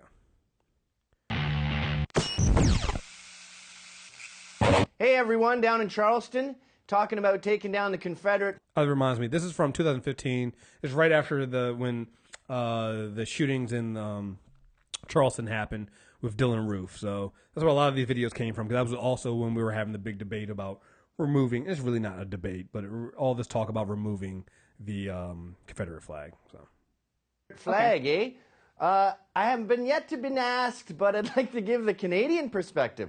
I'm a Canadian immigrant. I've moved to the States, and the first thing I noticed here is how consumed they are with race. Where I'm from in Montreal, it's all about language, but here it's race. Yeah, because okay, sure. That's. I'm pretty sure if you ask some non-white Canadians, if race is an issue there, they would probably have a different view than you, Mr. White Man. But okay. Race. There too. Yeah, it's just yeah, there there are Native Canadians who actually were there that you guys probably moved. No, whatever. Okay. This country was built on slavery. It's still racist. Obama was just on Mark Maron's podcast the other day saying slavery and racism is in our DNA, and what horrible. Here's 5 reasons why you should not take down that flag. And it's from someone who can look at this in a totally unbiased, clinical way. Reason number 1, the numbers. The Civil War has to stay in our mind. All the flags involved, all the Yankee flags, everything needs to be commemorated, because we should never forget the stunning numbers of horrific deaths in this war. 620,000 people died. 500,000 of those were Confederates. And they were dying of disease. They were dying in captivity. Up by my place upstate, there was a train that crashed carrying about 800 POWs. Massive crash. 60 people died. These people were dying from shrapnel in their knee. They were dying of exhaustion, of starvation. It is something we have to never forget. It was essentially an American Holocaust, because the population of... I'm going to stop it right there. He just said it's the American Holocaust, which was a war that was fought between the Civil War. Let's say 600,000 people died, and a war fought between two sides. Compared to, the Holocaust, in which 6 million Jews were literally killed, not in a war, but through genocide and ethnic cleansing. That's not the same. Okay, but let's see. Okay. All right, let's. Okay. America was about 35 million, the same as the population of Canada. So when you look at proportional to the entire population, it would be like 6 million dying today. 6 million. Ring any bells? Vietnam was 60,000. 620,000 is about what all Americans have died in all wars. So, devoid of... Just for reference here, the numbers are about like 1.5 to 2 million, I believe, of the number of slaves who died in just the trip across for the slave trade. But somehow we're supposed to get over slavery, but this guy's telling us we can't forget about the soldiers who died during the Confederate War on both sides. But the slaves who died due to slavery, that is not the American Holocaust, apparently. The Civil War is. From a Canadian point of view. Okay. Context, devoid of how it makes people feel, we need to remember these poor bastards who died on both sides.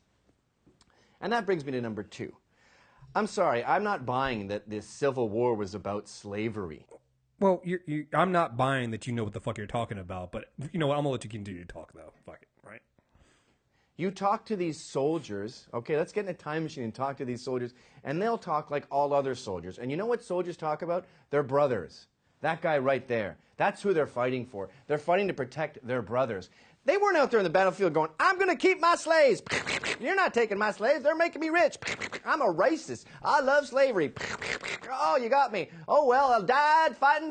That's not actually okay, but okay, but all right. Let's read the Mississippi secession statement. In the momentous, you said what? I'd say, and some of them actually did say those words that he's saying. Some of the slave owners did actually say that. I'm talking about here. Mm-hmm.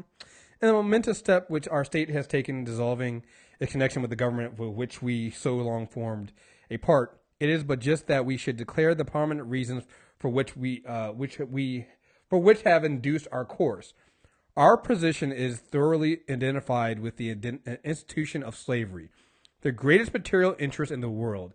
Its labor supplies the products which constitutes by far the largest and most important portion of the commerce of the earth. These products are particular to the climate verging on tropic regions, and by an imperious law of nature, none but the black race can bear exposures to the tropic sun. These products have become necessities of the world, and a blow at slavery is a blow at the commerce and civilization. That blow has long aimed at the institution and was at the point of reaching the consummation. There was no choice left us but submission to the mandates of abolition or dissolution of the Union, whose principles have been subverted to work out our ruin. That we do not overstate the dangers to our institution, a reference to a few facts will sufficiently prove. That is literally from the Mississippi secession statement. But it's not about slavery, though. Not about slavery. Well, let's see what the Texans have to say. We hold an undeniable truth that the governments of various states and of the Confederate itself were established exclusively by the white race for themselves and their posterity. That the African race had no agency in their establishment, that they were rightfully held and regarded as an inferior, dependent race, and in the condition only could their existence in the country be rendered beneficial or tolerable. That in this free government, all white men are and of right ought to be entitled to equal civil and political rights. Emphasis in the original.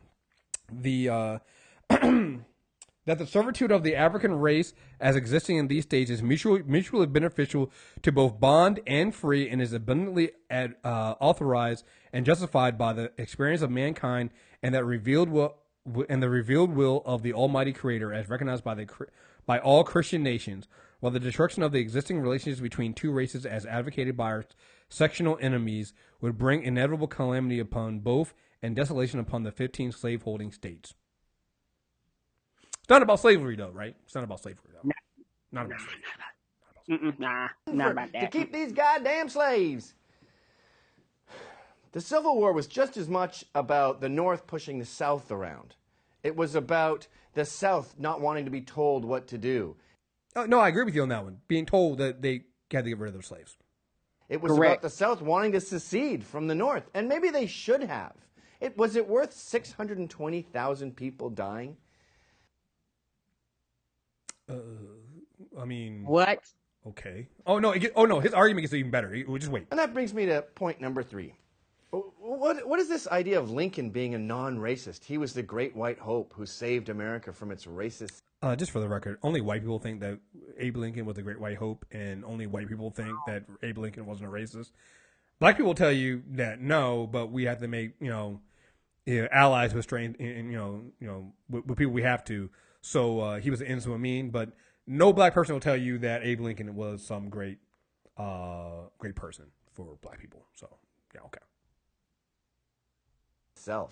I'm not buying that America's racist. I don't see it. I think it's a lie. The white man from Canada tells me he doesn't see the racism. He doesn't buy it. Oh, that's adorable. I think there's a lot more kowtowing to minorities than there is crapping on them. Yes, they're in jail, but they're in jail because they've been enabled with welfare and single motherhood to give their children idle hands, and then they got caught up in this stupid drug war. It's not about racism, it's about poorism. And Lincoln was a total racist. He thought blacks were... What the hell's a poorism? I don't even know. Okay. Inferior. He thought they should have the same laws as everyone else, but he thought good luck to them ever reaching any kind of success. They're too stupid. He didn't even like interracial marriage. So, 2 and 3... Well, to be fair, some of you guys don't like that now anyway, so it's just... Yeah. No. Sounds like Lincoln is your kind of guy. 3 are pretty similar, but I like the number 5. But this idea that it was about slavery and Lincoln was this anti-racist that saved us all is complete hogwash. And that brings me to number 4. Why are we listening to this lunatic? He's insane. All right, I'm going to stop it there because I can't remember what this 5th one is or something like that. But so terrible. This is what white people say. Like, they just get basic facts wrong. So let's go to another one here. We got some good one. This is a white dude, and it says heritage not hate. And his YouTube account is Rebel Way. Got the rebel flag there. And he's got a little YouTube video here with him and his wife. This is going to be nice and interesting. Let me see here if I can share the right one. Heritage not hate. Here we go. So I'm going to start this a little bit into this video here, and we're going to hear them talk about this and hear their views on this. Sweetie, for all the things and stuff that's going on with the rebel flag and the Black Lives Matter. Bull crap. People just need to wake up, read the history books, and shut the heck up. There you go. If you didn't understand that, wake up, shut up, read your history book, and live life. Quit being an idiot. You see this right here? See it right there? Look. Because you guys can't see it, it's literally some kind of like shield that's like with the rebel flag colors. It's tattooed on his forearm. He's one of those kind of guys. Mm-hmm. Because, you don't want to just say heritage not hate. You got to get it tattooed on your body some kind of way. I'll be the first one to tell it, and she will too. I am not racist. Oh, well, shit. Hey, Karen, we got this all wrong. This white guy just told me him and his wife just said they're not racist. Bullshit. I mean, they said it, though. So, obviously, when you declare you're not racist, that means you're not racist, right? Mm-mm. Nope, neither am I. This is not racist. I will repeat this one more time, and I will plaster it all over Facebook if I have to. This is not racist. Nope, it's not. It was used by the Confederate States of America to symbolize the South from the Union. What happened Read a was daggone history book. is that the South wanted to do its own thing, so it succeeded from the North, and that's the reason why you had two nations pretty much going at it. You guys kind of wanted to keep your slaves, though. Right? Why does everybody skip past that? Like they always skip over the part where why it happened. It's like, cause you guys kind of wanted to keep your slaves. It's a little bit. You wanted to get a little bit of free labor.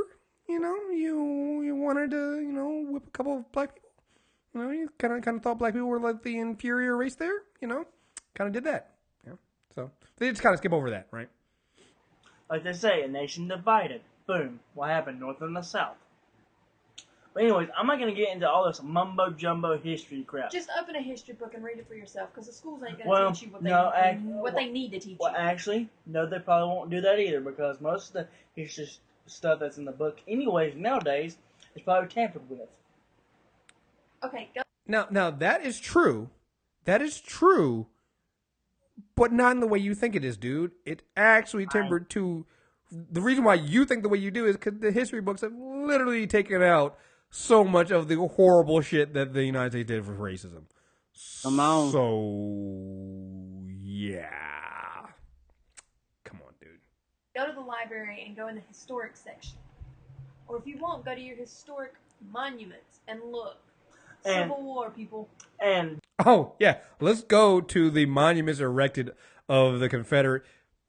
The losers of a war. Like, I've never seen this happen before. Like, these are literally the losers. They keep telling us as black people to get over it and stop. Slavery was a long time ago. These are literally people here complaining about losing monuments that represent people who fought on the losing side of a civil war. Come on. What are we doing? Just for your information, you can even look this up about Abraham Lincoln. You do know that he wasn't even interested in even getting involved with slavery? Yeah, that's right. He wasn't even wanting to get involved with slavery until it kept on being forced upon him. A civil war was not fought over slavery. It was not fought over slavery. It was not. The only reason why people think it was fought over slavery is because there was black people that carried the rebel flag, and the only reason why they carried it is because they were promised their freedom if they done so and fought for the Confederacy, which they did. They got their freedom. Boom. There. But that worked out. What's what? But I'm so confused by that. I remember that's the part I wanted to get to. I'm so confused by that. Like, they fought for the losing side and got their freedom, but the side that won abolished slavery anyway. Right. So, they would never go their freedom. So yeah. And then I got one more video because these are, and this is the best one. This is the one I tweeted you on Twitter about. These are my favorite ones because these guys, these guys actually apparently they dip. They do dipper. They do tobacco dip, and I'm gonna start at the beginning of this, and I'll jump to the part I want to get to. So, Mudbuck, I'm Rebel, and today we are going to be talking about the Confederate flag of the United States for us rebels. Yeah, and ladies and gentlemen, all right. So I had to get the start of this video just so Karen can see this. They literally do this the entire video. They literally they have dipped, like the tobacco dip, and they literally spit into their little spit cups the entire video. Now you from the South, like, you know me, we down here in North Carolina, so I know about that dipping. Yeah. And dipping is really a lot of older people dip. Most young people don't dip no more. And that shit will fuck up your teeth. But that's what's so great. Yeah, that's what's so great about these guys. They're so young, and I'm like, oh my god, this is literally how they're gonna ruin their teeth. This is literally how you become that redneck with bad teeth. like they're young guys and they're literally dipping, and they do like one of them has it. He talks about the. Let me see if I get it. I'm gonna play more at the beginning of the video because you got to see like he literally talks about how much dip he has in his mouth. It's fucking ridiculous. About the Confederate flag of the United States for us rebels. Yeah, and ladies and gentlemen, we're gonna be doing like the Bible verse of the day, and also. Oh, I also forgot they have a Bible verse of the day they do before the beginning of their video, and yeah, I gotta play through that too. I'm sorry. We did something for y'all this time. Instead of doing a normal dip, we already packed dip spit, but this time we did a killer filler. And right now I got a lot of dip in my lip. And it's hard to hold in. I put a lot in. I put a lot of this stays back there in my pocket. Alright. Now, my buck, do you mind telling people what the Bible verse of the day is? Alright, y'all. Bible verse of the... Like, I'm serious. Like, this is greater than the Hotep videos I found to talk about because, like, dude, they are the stereotypical version of rednecks in the South. They're doing dip. If whatever your imagination of what you think a redneck is, they fit in all of them. They probably in the trailer park. You know, let's go ahead and do all the stereotypes then. Like they're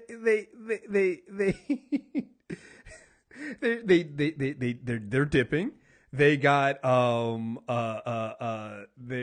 they're about to read the Bible verse of the day. Like everything you can imagine. Like they're literally wearing camo gear. Like so they both have like these camo hats, and one of them literally has like a sleeveless like camo shirt with this is the Southern Way on it with a fucking rebel flag on it. And I think that same dude also has his jug that he's spitting into. It's literally a rebel flag jug. Like yes, it is truly the biggest stereotype I've ever seen in my life. It is amazing. The day is Matthew 6:2-4. Thus, when you give to the needy, sound no trumpet before you, sound as the hypocrites do in the synagogues and in the streets, that they may be praised by others. Truly, I say to you, they have received their reward. But when you give to the needy, do not let your left hand know what your right hand is doing, so that your giving may be in secret, and your Father who sees you in secret will reward you. You mind explaining that, what it means? That means that when you give, or when you do something helpful to other people, give money to people that need it. All right, I'm gonna stop it there. I gotta go forward to the other part of the video, but it's just so funny that they're doing this as as one dude is reading the Bible verse, the other one is literally spitting into his cup. It is so redneck. Hey, Chris, dipping is so disgusting. I'm from the South. So I've been around people that dip. Dipping is so nasty, and it smells. And that cup smells like ass cheeks that they spit that shit in. It is nasty. I can imagine. All right, so here, I'm gonna fast forward to the part where they talk about the rebel flag. The Food for State Tracts, he didn't believe in that. That's why he banned it. Yeah, and when it comes down to the flag flown over slavery, no. The Confederate States of America did have slaves back in the Civil War, but the Confederate States of America, the CSA, they released all their slaves in 1963, when the Union, the North... Did everybody catch that? He said... Did he say 1963? Yes. Oh my God.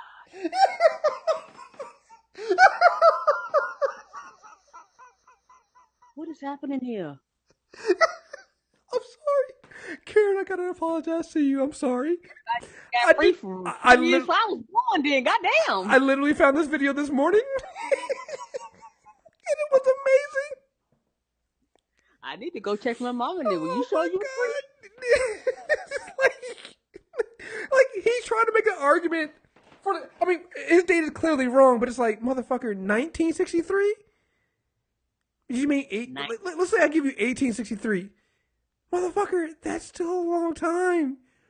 It's still a long time. What are you talking about? Like, what? It gets better, though. It gets better. It gets better. Released all their slaves in 1868 with the passage of the 13th Amendment. So, the North still had slaves. See, people want to think the Civil War was like, oh, the North didn't have slaves. The South had all the slaves because they wanted slaves and all that. No, not true. The Confederate States of America, if the South won the Civil War, things would be different. It would be like this, all different. Yes, he literally, the dude next to him literally burped in the middle of this video. Yes. Like I said, they're so redneck. States will have their own separate laws. Let's say Louisiana, our state. Yeah. Let's say they wanted the alcohol age limit to be 35, all right? That's for example. We wanted it to be 35. Mississippi wanted the alcohol age limit to be... Clearly he's struggling with numbers, but okay.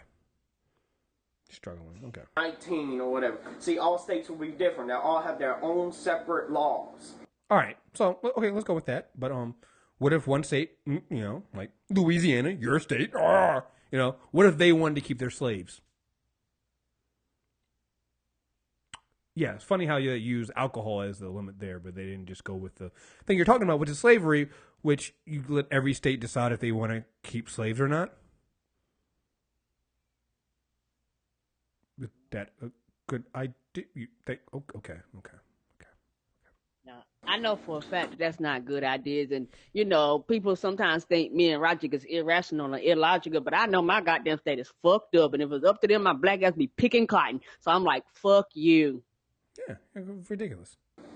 Yep. That's a little bit of what states' rights mean. There's more to it, but that's what I there's a lot more to it. But the Confederate flag, when it comes to slaves, the Confederate flag never flew over the ships that brought the slaves over here. The flag that was flown was the American flag. Yep. Really? Excuse me? The majority of African slaves that were brought over here into British North America were brought over here between 1720 and 1780. The American flag wasn't really an American flag until 1776. So, no, it was not an American flag that flew over those ships. Eventually, some of them did, yes. Mostly, it was other countries during this, the trade routes. We were traded like you trade a barrel of fucking, rum or, a bag of flour or sugar or something like that. So what are you talking about, dude? Like, this is not, no, that's not how that works. It's not that, what? Huh? Like, we literally read before the secession statements from different states where you guys clearly mention keeping your slaves. Come on. Yep. And so if you're going to say the American flag, you're going to say the whole United States is racist because the KKK. Well, I agree with that, sir. Yes, we do think the entire yes. That, sir, I will agree with you on that one. Yes, all of America is racist. They flew the American flag, and yes, you also see the Confederate flag flown by them.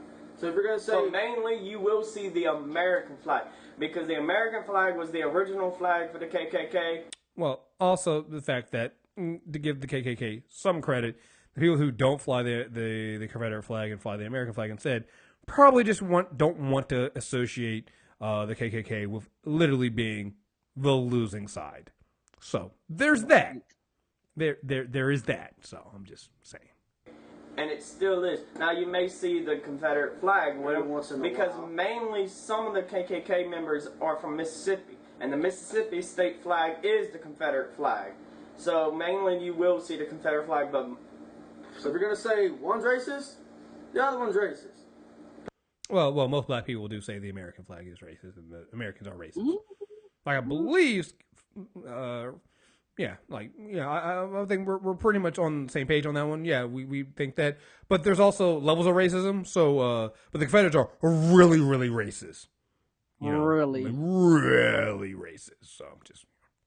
Apparently to y'all mother truckers, and if you're saying the American flag is racist, the whole United States is racist. So what the heck's wrong with you?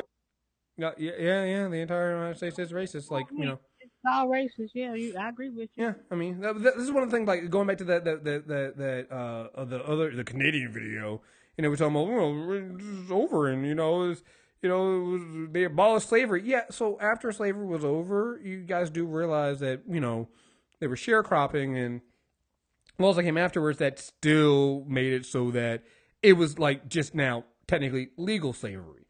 You know, a lot of sharecropping in the South on those same slave plantations, they still treated people like slaves. You know, it wasn't just like, oh, slavery's over, everything's fine, you guys are equal, you have rights. That's not how it works, and it just going through these videos is always frustrating. I'm not gonna play any more of this, but going through these videos is always frustrating because it shows you how idiotic white people have become when it comes to facts and the reality. Yeah, facts don't matter.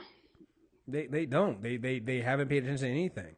They don't care. This is ridiculous. Like, you know, anybody who's actually, you know, paid attention to any of this stuff and actually, you know, listened and knows just the most basic, like, seriously, you can do the most basic history on and Google searches on slavery and the history of slavery in America and what happened before and after, to get this information. The most basic stuff, like Google is at the tip of your fingertips.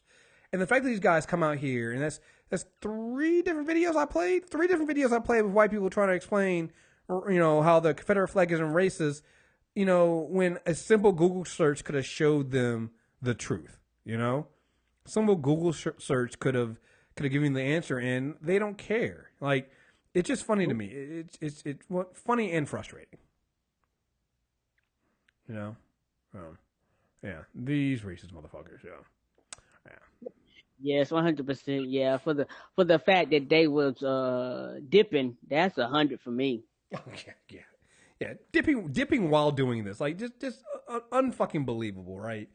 Oh God, just, you know. But it goes to show you to a larger issue, and it goes into the next topic here. Things that go on with Trump. You know, you still get all these people talking about, you know, oh man, you know, we need to do all these articles on Trump voters and why they voted, because white people have no sense of history. To be perfectly honest and blunt, they just don't. They have no sense of history. They have no sense of understanding where it came from, what things happened before, and how things are going. And so you got a lot of them, you know, on the states' rights bullshit now, and supporting Trump and all this other stuff here. Let's see, this is the star.com. Actually, is something that I thought was really nice and should be happening more. Unlike all these other sites that are doing all these we're going to go talk to Trump voters to see if they still support him, and we're going to see why they voted. Instead of doing that, the Star.com went to, I think they went to Petersburg, Virginia, and they confronted and talked to black voters. Black voters say that they're already losing under Trump. Conversations with Virginia voters help explain the dreadful 12% approval rating with the community he pledged to make a priority. I can't believe it's high as 12%, to be perfectly honest. A struggling post-industrial town. A Christian factory worker praying constantly for Donald Trump. Ernada Davis, 65, is the kind of person Trump vowed to help. Living in the kind of place that Trump vowed to heal, she wants badly for her president to succeed. You heard this kind of story before, except people who look like Davis don't usually qualify for 2017 articles about how voters feel about Trump. She's black.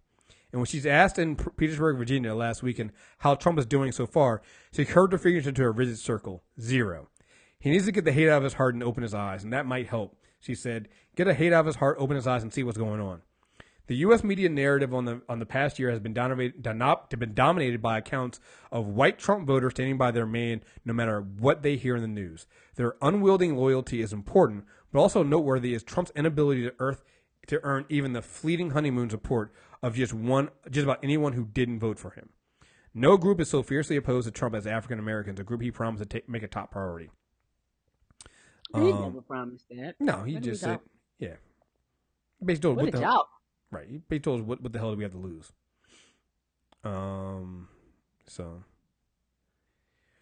Let's see. Yeah, go ahead. I feel like this, Chris.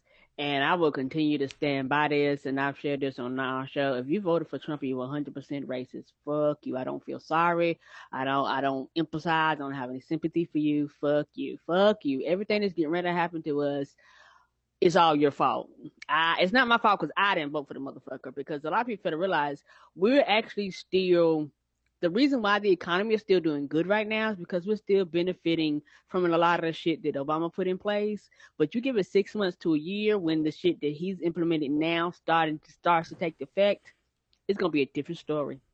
Yeah, he's cutting things. Like, like you said, we're still under the umbrella of Obama for right now. But once we get past, he gets that budget passed. Like right now, the Republicans are talking about, they still got to do the Senate bill for health care. They're working on tax reform now, which is going to be, nothing for middle class or for lower class people. It's not or lower class. It's not gonna be there. He's done more to divide. I don't think he's for any non-Caucasian people, said Angela Taylor, 46, a restaurant manager at having a Mother's Day meal at a popular black restaurant in Richmond, the state capital. I think he's totally against coloreds. Not the colors. Yeah, she's in colors. And she's black, so it's okay. Black people can say colors. You white people can't say it.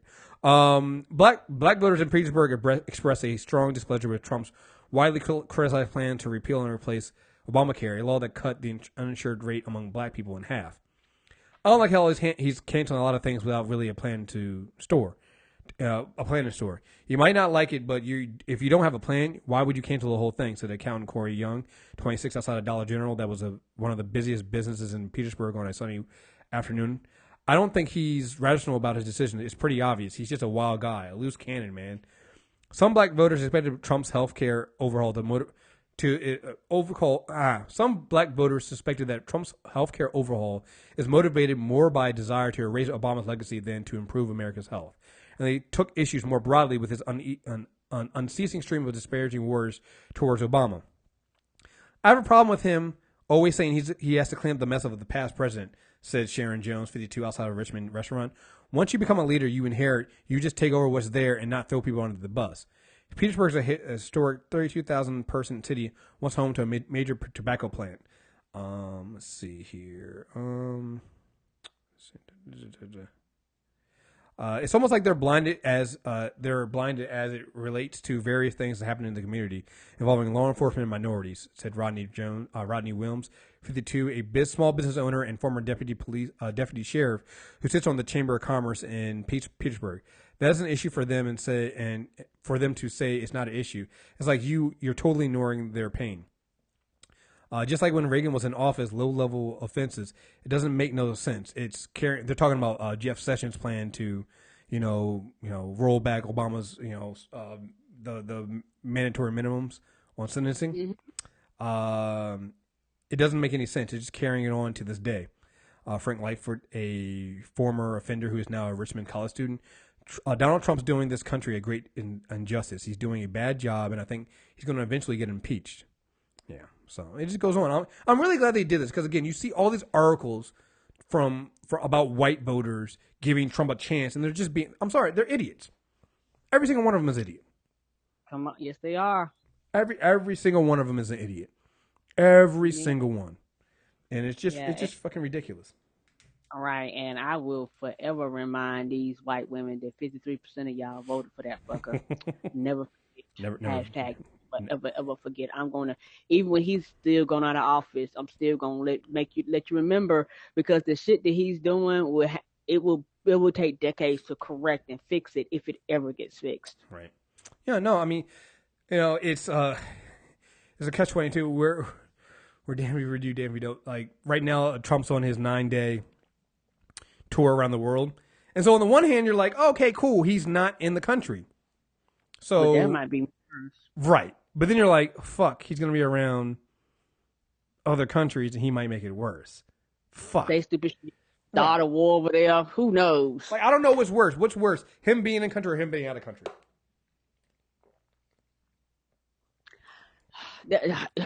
He's a problem. So no matter where he go, it's gonna be a problem. Right.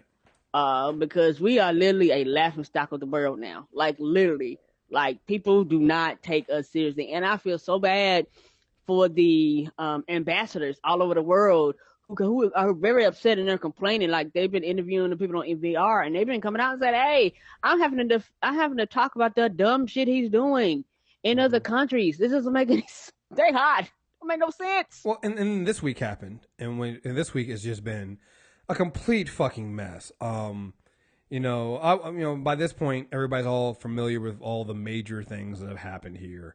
But I will say that there's two things that happened.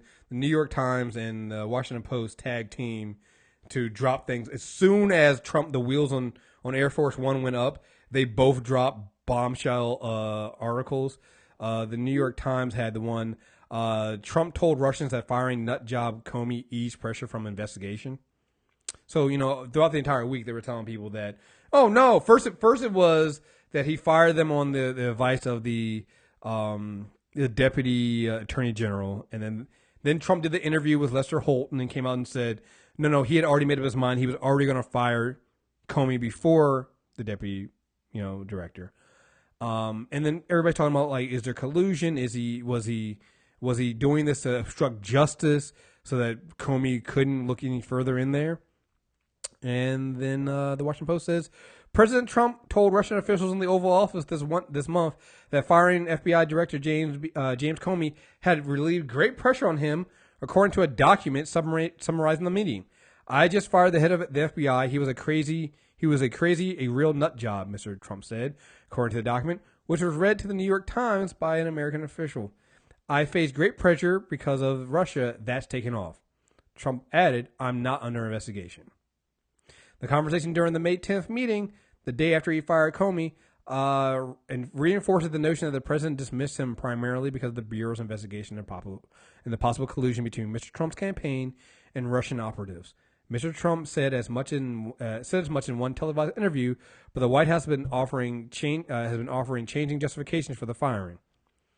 So basically, this is basically a document that summarized the meeting, because again, there was no press in the meeting, and Trump had invited the Russians into the Oval Office, which was again already just way too far. He shouldn't have done it to begin with, and even the photo that is used in this New York Times article is from the Russians, because the Russians, the American media wasn't let in to do photos, but they let in the Russian media to do it, and then they took the photos and then they released it to them.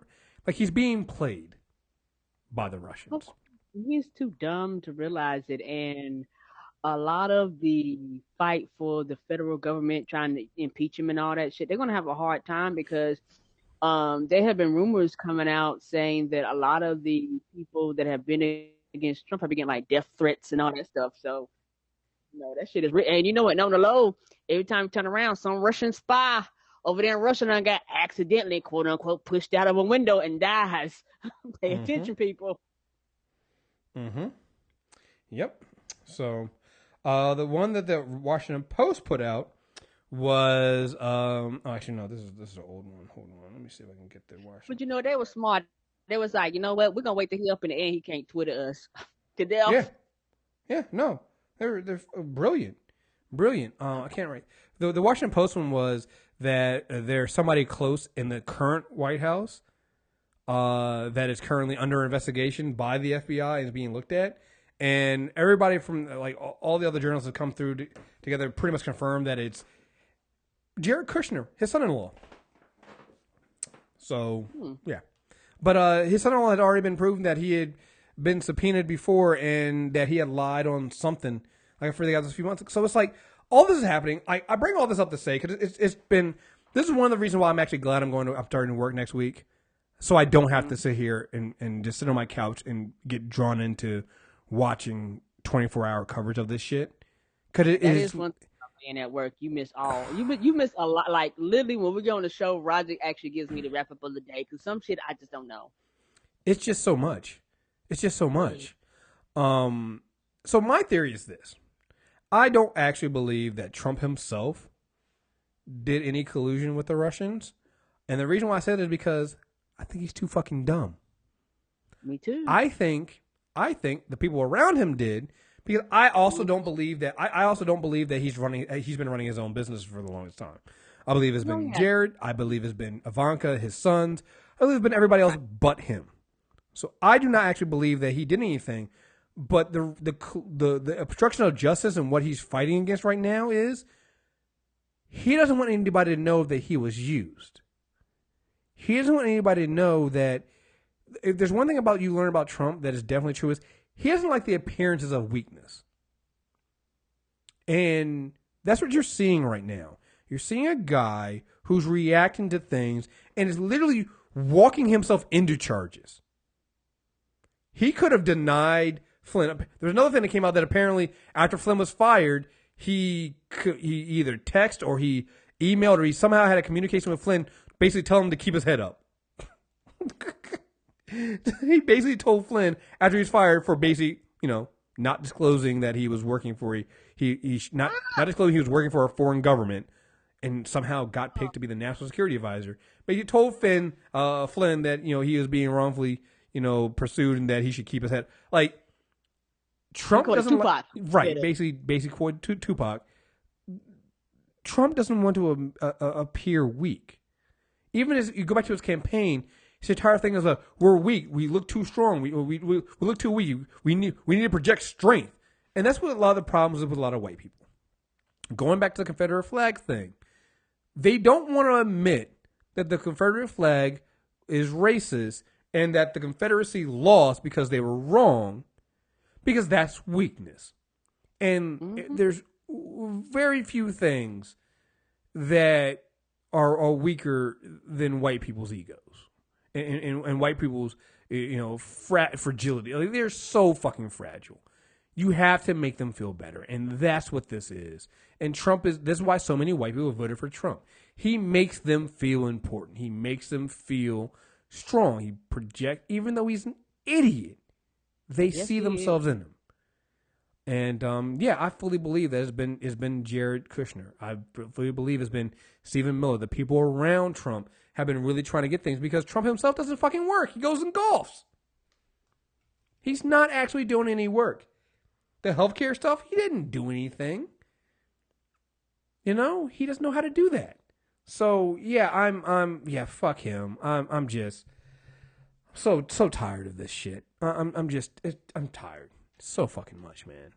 So all right, last thing. This involves Trump, but we're going into great moments of white privilege for this. So hold on. Cool. Gonna do the music for me? Yeah, I got the music.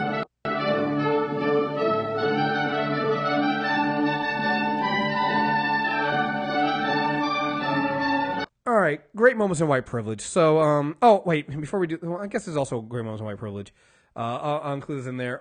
Fuck Joe Lieberman. He's apparently in the running for FBI director. Anybody who doesn't remember Joe Lieberman and why we're saying fuck Joe Lieberman. One, he campaigned against Obama in 2008. He's supposed to be a Democrat, he's supposed to caucus with the Democrats, but he campaigned with McCain against Obama and almost became McCain's pick for VP. The conservatives were outraged at the idea of Lieberman being the VP pick, so that's when McCain went with the backup plan, which was Sarah Palin. But also, you always hear people talking about, the Obama didn't push for he had 60 votes and he didn't push for the public option, and we couldn't get single payer, and we couldn't do all this stuff for healthcare. That's not what happened. Literally what happened was Joe Lieberman. Like, look it up, go back and remember. At one point, Joe Lieberman had decided to go with the public option, but then when he realized that liberals were too happy because they realized it was a bigger step towards single payer, he changed his mind. Joe Lieberman is why you don't have single payer in this country. It's not Obama. It's not he didn't work hard enough. It's Obama. And now this motherfucker he's leaning towards, Trump is leaning towards him, this racist motherfucker, being the FBI director. Again, white men failing upwards. But that's actually not what You said what? Why can't we even fail upwards? That's what I want. I would love to fail upwards. That's a real question. I would love to fail upwards. It's just But no, my great moments in white privilege. Newt Gingrich's wife, Callista Gingrich, is being asked to be the ambassador to the Vatican. The Vatican, yeah. Mm-hmm. The Trump administration has approached the wife of former House Speaker Newt Gingrich to be the next U.S. ambassador to the Vatican. President Trump will nominate Callista Gingrich for the post. Two people with direct knowledge of the discussion said this week. Trump embarked on his first foreign trip this Friday, and it includes a stop to the Vatican. So, you're probably wondering, why is this called a great moment in white privilege? All right. So, for those who don't know about Newt Gingrich's wife, Callista, this is his third wife. All right. so his third wife, she was his mistress. Oh, no, I didn't know this. He cheated on his second wife with this woman who was basically 20 years younger than him. They do like him younger. I don't know what it, and not trying to be funny, and it be the same package. I don't know. Maybe I like variety in my life, but you know, if I was in these, I would be the Rainbow Coalition for me. I'm not gonna constantly drive the same model of car. So here's some five facts you need to know about Newt Gingrich. Gingrich's first wife, Jackie, was his former high school geometry teacher. So he liked him older at that time. So okay. He married his all right. Gingrich married his second wife 6 months after his first divorce. Oh, he was already messing with her. Yeah. So Marianne was a 28-year-old congressional aide. He started seeing before the divorce was complete. That started a pattern for Gingrich, as his third wife, Callista, was also a congressional aide who he was having an affair with before he divorced Marianne. Marianne Gingrich and Gingrich were married for 18 years before divorcing in 2000. They did not have any children together. In an interview with Esquire in 2010, Marianne Gingrich said that Gingrich asked her to marry him before his divorce was final. I should have known that was a problem, she said. The same thing happened when they divorced, when he asked Callista to marry him early.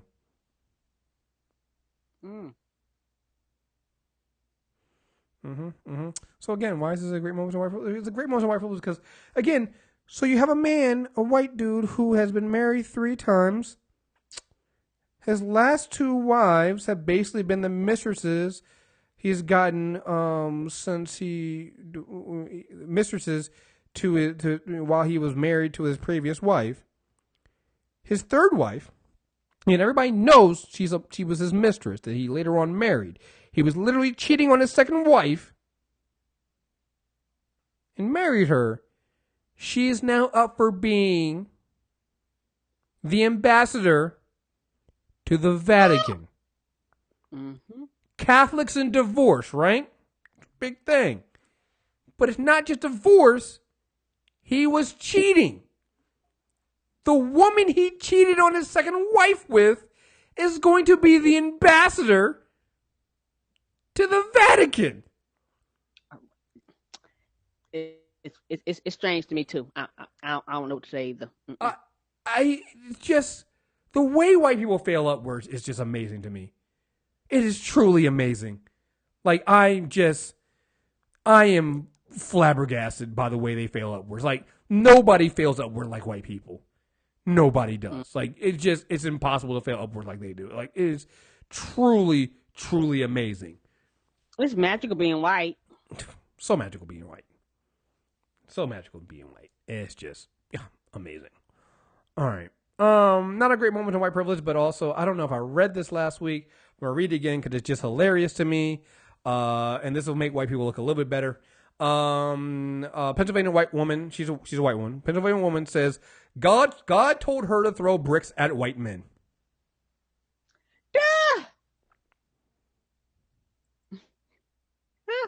To the woman in Western Pennsylvania arrested for allegedly throwing bricks at a man's car, it was a prophecy from God commanding her to throw bricks at white women. Hey, listen, I'm not religious, but they say don't block your blessings, And sometimes God is talking to you. You just got to make sure you're listening. So shout out to this woman here. To police in Pittsburgh, Pennsylvania, it was simply a crime. Suspect Jasmine Fox, 31, is accused of throwing bricks at a man's car Monday morning. The motorist told police he caught Fox throwing bricks at his car and chased her into an abandoned Roman Catholic school. Sure enough, police found Fox, whose home was hiding in the school's locker room. Upon her arrest, Fox allegedly told cops she was carrying out a prophecy from God, urging her to attack white men with bricks. What were the bricks made out of? I'm assuming just regular bricks. I don't know, but regular ass bricks. I'm guessing they were just regular ass bricks, yo. Hey, listen, you know what? Maybe put some money on this woman's books, yo. I'm just saying, white men, white men are kind of, just saying, white men can be a little bit of they are a little bit problematic. They are a little bit problematic out there, I'm just saying. So, every now and then you throw a brick, you never do, but you think about it though. I'm just saying, sometimes you gotta just throw a brick at a white man. I'm just saying, somebody throwing a brick at Trump, let him know that maybe too many times we play too nice with Trump. in all these years leading up. Now we're here with him being literally the president. And let me just say this, because this is something we talked about in the last Nerd Off. I do not want another celebrity running for president. Please stop this shit now. I'm looking at you, Mark Zuckerberg. Stop it. And don't start that bullshit. No, Mark, no. Stay over there ignoring black people at Facebook. Come on. Stop. I'm banning them every time they talk about black shit. Stop it. I no, dude, stop. Like, I was told, apparently he's, let me see. I was told, somebody said that, oh yeah, so apparently, happened this year, Mark Zuckerberg said he's no longer an atheist. And believes religion is very important. Excuse me. The founder of Facebook has found religion, it seems, according to a cheery holiday message he posted on social network he created. On Christmas Day, Zuckerberg indicated in a Facebook ad that he was celebrating Christmas. Merry Christmas and Happy Hanukkah from Priscilla, Max, Beast, and me. He wrote, naming his wife, daughter, and dog. Then a commenter asked him, aren't you an atheist? Zuckerberg identified himself as an atheist for years. But on Facebook on Christmas, he wrote back, no, I was raised Jewish, and then I went through a period where I questioned things. But now I believe religion is very important. And so it timed with you possibly trying to do a political run. And let me tell you right now. It's the thing you do when you're drinking a lot, right? And, you ever go to a party, you've been drinking, and you finally have to go to the bathroom, and they always say, hey, don't break the seal, because once you go to the bathroom the first time, you're going to constantly have to keep going. You're not going to be able to hold it as long as the first time, right? Don't break the seal. I'm afraid we've broken the seal on these fucking celebrity, non-political, non-politician-ass motherfuckers trying to run for presidency. Mm-hmm. Now, if you want to run and then start your way down at a local level and then work your way up into the presidency, I can do with that. Hey, look, Al Franken was a comedian. He's become a fairly good progressive senator, all right? But he took it seriously. He took it seriously, and he went into the Senate. He went in to be a politician. Now, if he was to run for president, he could do that. I'm not saying I'm endorsing Al Franken running for president. I'm not saying that at all. I'm just saying that if he did that, I could understand that. You're the Facebook guy. Right. Stop it. Same thing goes for people going, whoa, what about Oprah? Stop it. I don't need Oprah running. I love The Rock. No. I need him to stay on movies. No. I don't need any of that shit. Yeah, no. I don't need this is not a game. I'm tired of people treating this shit like a game. Like the presidency is not a fucking game. You need a serious person there who knows what the fuck they're doing. Now what's happening is all these celebrities are seeing Trump in there going, well, if Trump can do it, I can do it. And while you're kind of right on that one, because he's literally the dumbest out of you motherfuckers, the rest of you ain't that far off. All right? It's not your wheelhouse. Stay in your goddamn lane. Stop it. Stop it. No more. All right. Let's get ready to get out of here. Black woman shout out time. We have this one from here. It is from Katisha Smith. She says I am the creator and chief content officer for the book blog Real Literature, where we review book to movie adaptations as well as books written by authors who represent marginalized groups, people of color, non-Christians, LGBTQ, women, to promote diversity in literature and publishing. We're currently accepting requests for book reviews and guest posts. Oh, cool. In addition to the website realliterature.com, we can find out Real Literature on Facebook, Google+, Instagram, Pinterest, and Twitter. So, yeah, check them out. That sounds really good. Like, I didn't even think about, having, everybody doing movie reviews now. But, when it comes to that, everybody does the big movies, right? Wonder Woman, we're not going to review Transformers because I'm not paying for that shit.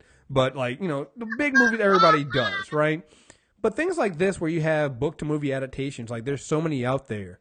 There's so many independent movies. When it comes to reviewing movies, a lot comes from that. So there's a lot that people can do out there. So, no, that sounds really good. And especially if you also do books and they're focusing on marginalized groups. That sounds like a really good idea. So please go check out this blog and check them out. Karen, do you have anybody for your Black woman shout out? I do. My Black woman shout out is Serena Williams.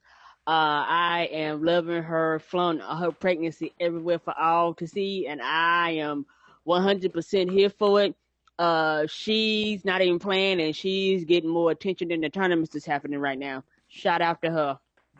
Wait, tennis even going on right now? Like, I felt like they would shut tennis down because Serena ain't playing. Well, I mean, maybe Venus is playing. So if Venus is playing, then okay. But if one of the Williams sisters isn't playing, then is it really tennis?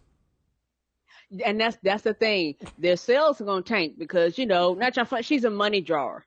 Like no matter how much you try to front these skinny white women out there talking about just the standard. If she ain't playing, people ain't coming, and sponsors ain't paying that money. So she's not gonna be in some of the tournaments that get ready to happen. And it's almost like Tiger Woods being gone. They're gonna realize that she's not there. And you know what? She's the type of person, she's gonna come back and just pick right up where she left off. Oh yeah. So yeah, I'm gonna have to give Serena Williams a Lifetime Achievement Award in Black Women Shoutouts. I swear she's gotten like 4 shoutouts, yo. But no, that's great. That's awesome. No, I mean, hey, look, she deserved it. So, all right, I think that's about it. I think we're gonna really get out of here. Karen, again, thank you very much for joining me on this show. Thank you, Chris. It's always nice having you on there. And here's the thing, I can't wait till next month. We're less than a month away. I'm so excited. And we're going to stay a little longer this time. So we're going to get to sightsee and do some more shit with y'all and go around. And I am so ready for next month. Yeah, it's going to be great. I'm looking forward to it too. Yeah, I mean, it's going to be all of us in there. Again, if you got your NegroCon tickets, you're going to have fun. It's going to have a blast. We're going to be out there. We're going to do our shows. We're going to drink. We're going to eat, have some fun, and again, I get to hang out with everybody there. So we get to see everybody from MTR Network, Where's My 40 Acres, and, the Black Eye Tips. So it's going to be great. Come out there if you already have your tickets and support us, and it'll be great. And if you don't, like I say, if you go to AwesomeCon, you'll see some people around because some people are still going to AwesomeCon. I know we have press pass. I'm not going to be there, but I know some other people from the MTR Network will be there because we got press passes to go and have somebody out there covering the con. So it'll be great. It'll be fun. So awesome. Anyway, Karen, please tell everyone where they can find you and Rod. Again, you should know how to get Rod and Karen, but for some reason, if they don't know how to find you, can you please tell people where they can find you and Rod at? Yes, if you want to find out everything that me and Rod does, it's over at the blackeyewhotips.com. We also have a freemium, like Chris does. You can sign up on our page and become a freemium member. You can sign up on our page and leave comments on the shows, and you can follow me on social media. I am at Say That Again on Twitter, and Roderick is at Rodimus Prime, and we are at TBGWT across all social media. There you guys have it. And you guys know about us, MTR Network. You can do at mtrnetwork.net, or now you can do mtrnetwork.com. We got both of them now. .com came home like Spider-Man did to MCU. Again, for this show, you can get the Insanity Check. Search for Insanity Check on iTunes, Stitcher Radio. Leave us a 5-star review on that on iTunes. Please do. You can email the show at mtrailerreviews@mtrnetwork.net. It'd be great to hear from you guys. Let us know what you guys think. And again, you can also get the main feed. If you just want everything in one feed, MTR Network on across all social media, and you'll get us all there. But again, it's really good to get each individual show in its own feed because that knows you'll get them as soon as they drop, and there won't be any delay in any of them. So check it out. That's Movie Trailer Reviews, Unanimous Decision, Super Tuesday Recap, Character Corner, Insanity Check, and soon there will be Secret Sauce. Putting up episode 3 soon. This week is coming out, and hopefully we'll be able to get soon we get to 5 episodes. That'll get its own show as well, an old feed. So check it out, guys. And until next time, we are out of here. Again, remember, we're off next week. We'll be back in June. So again, guys, thank you very, very much. And until next time, we're out of here. Peace.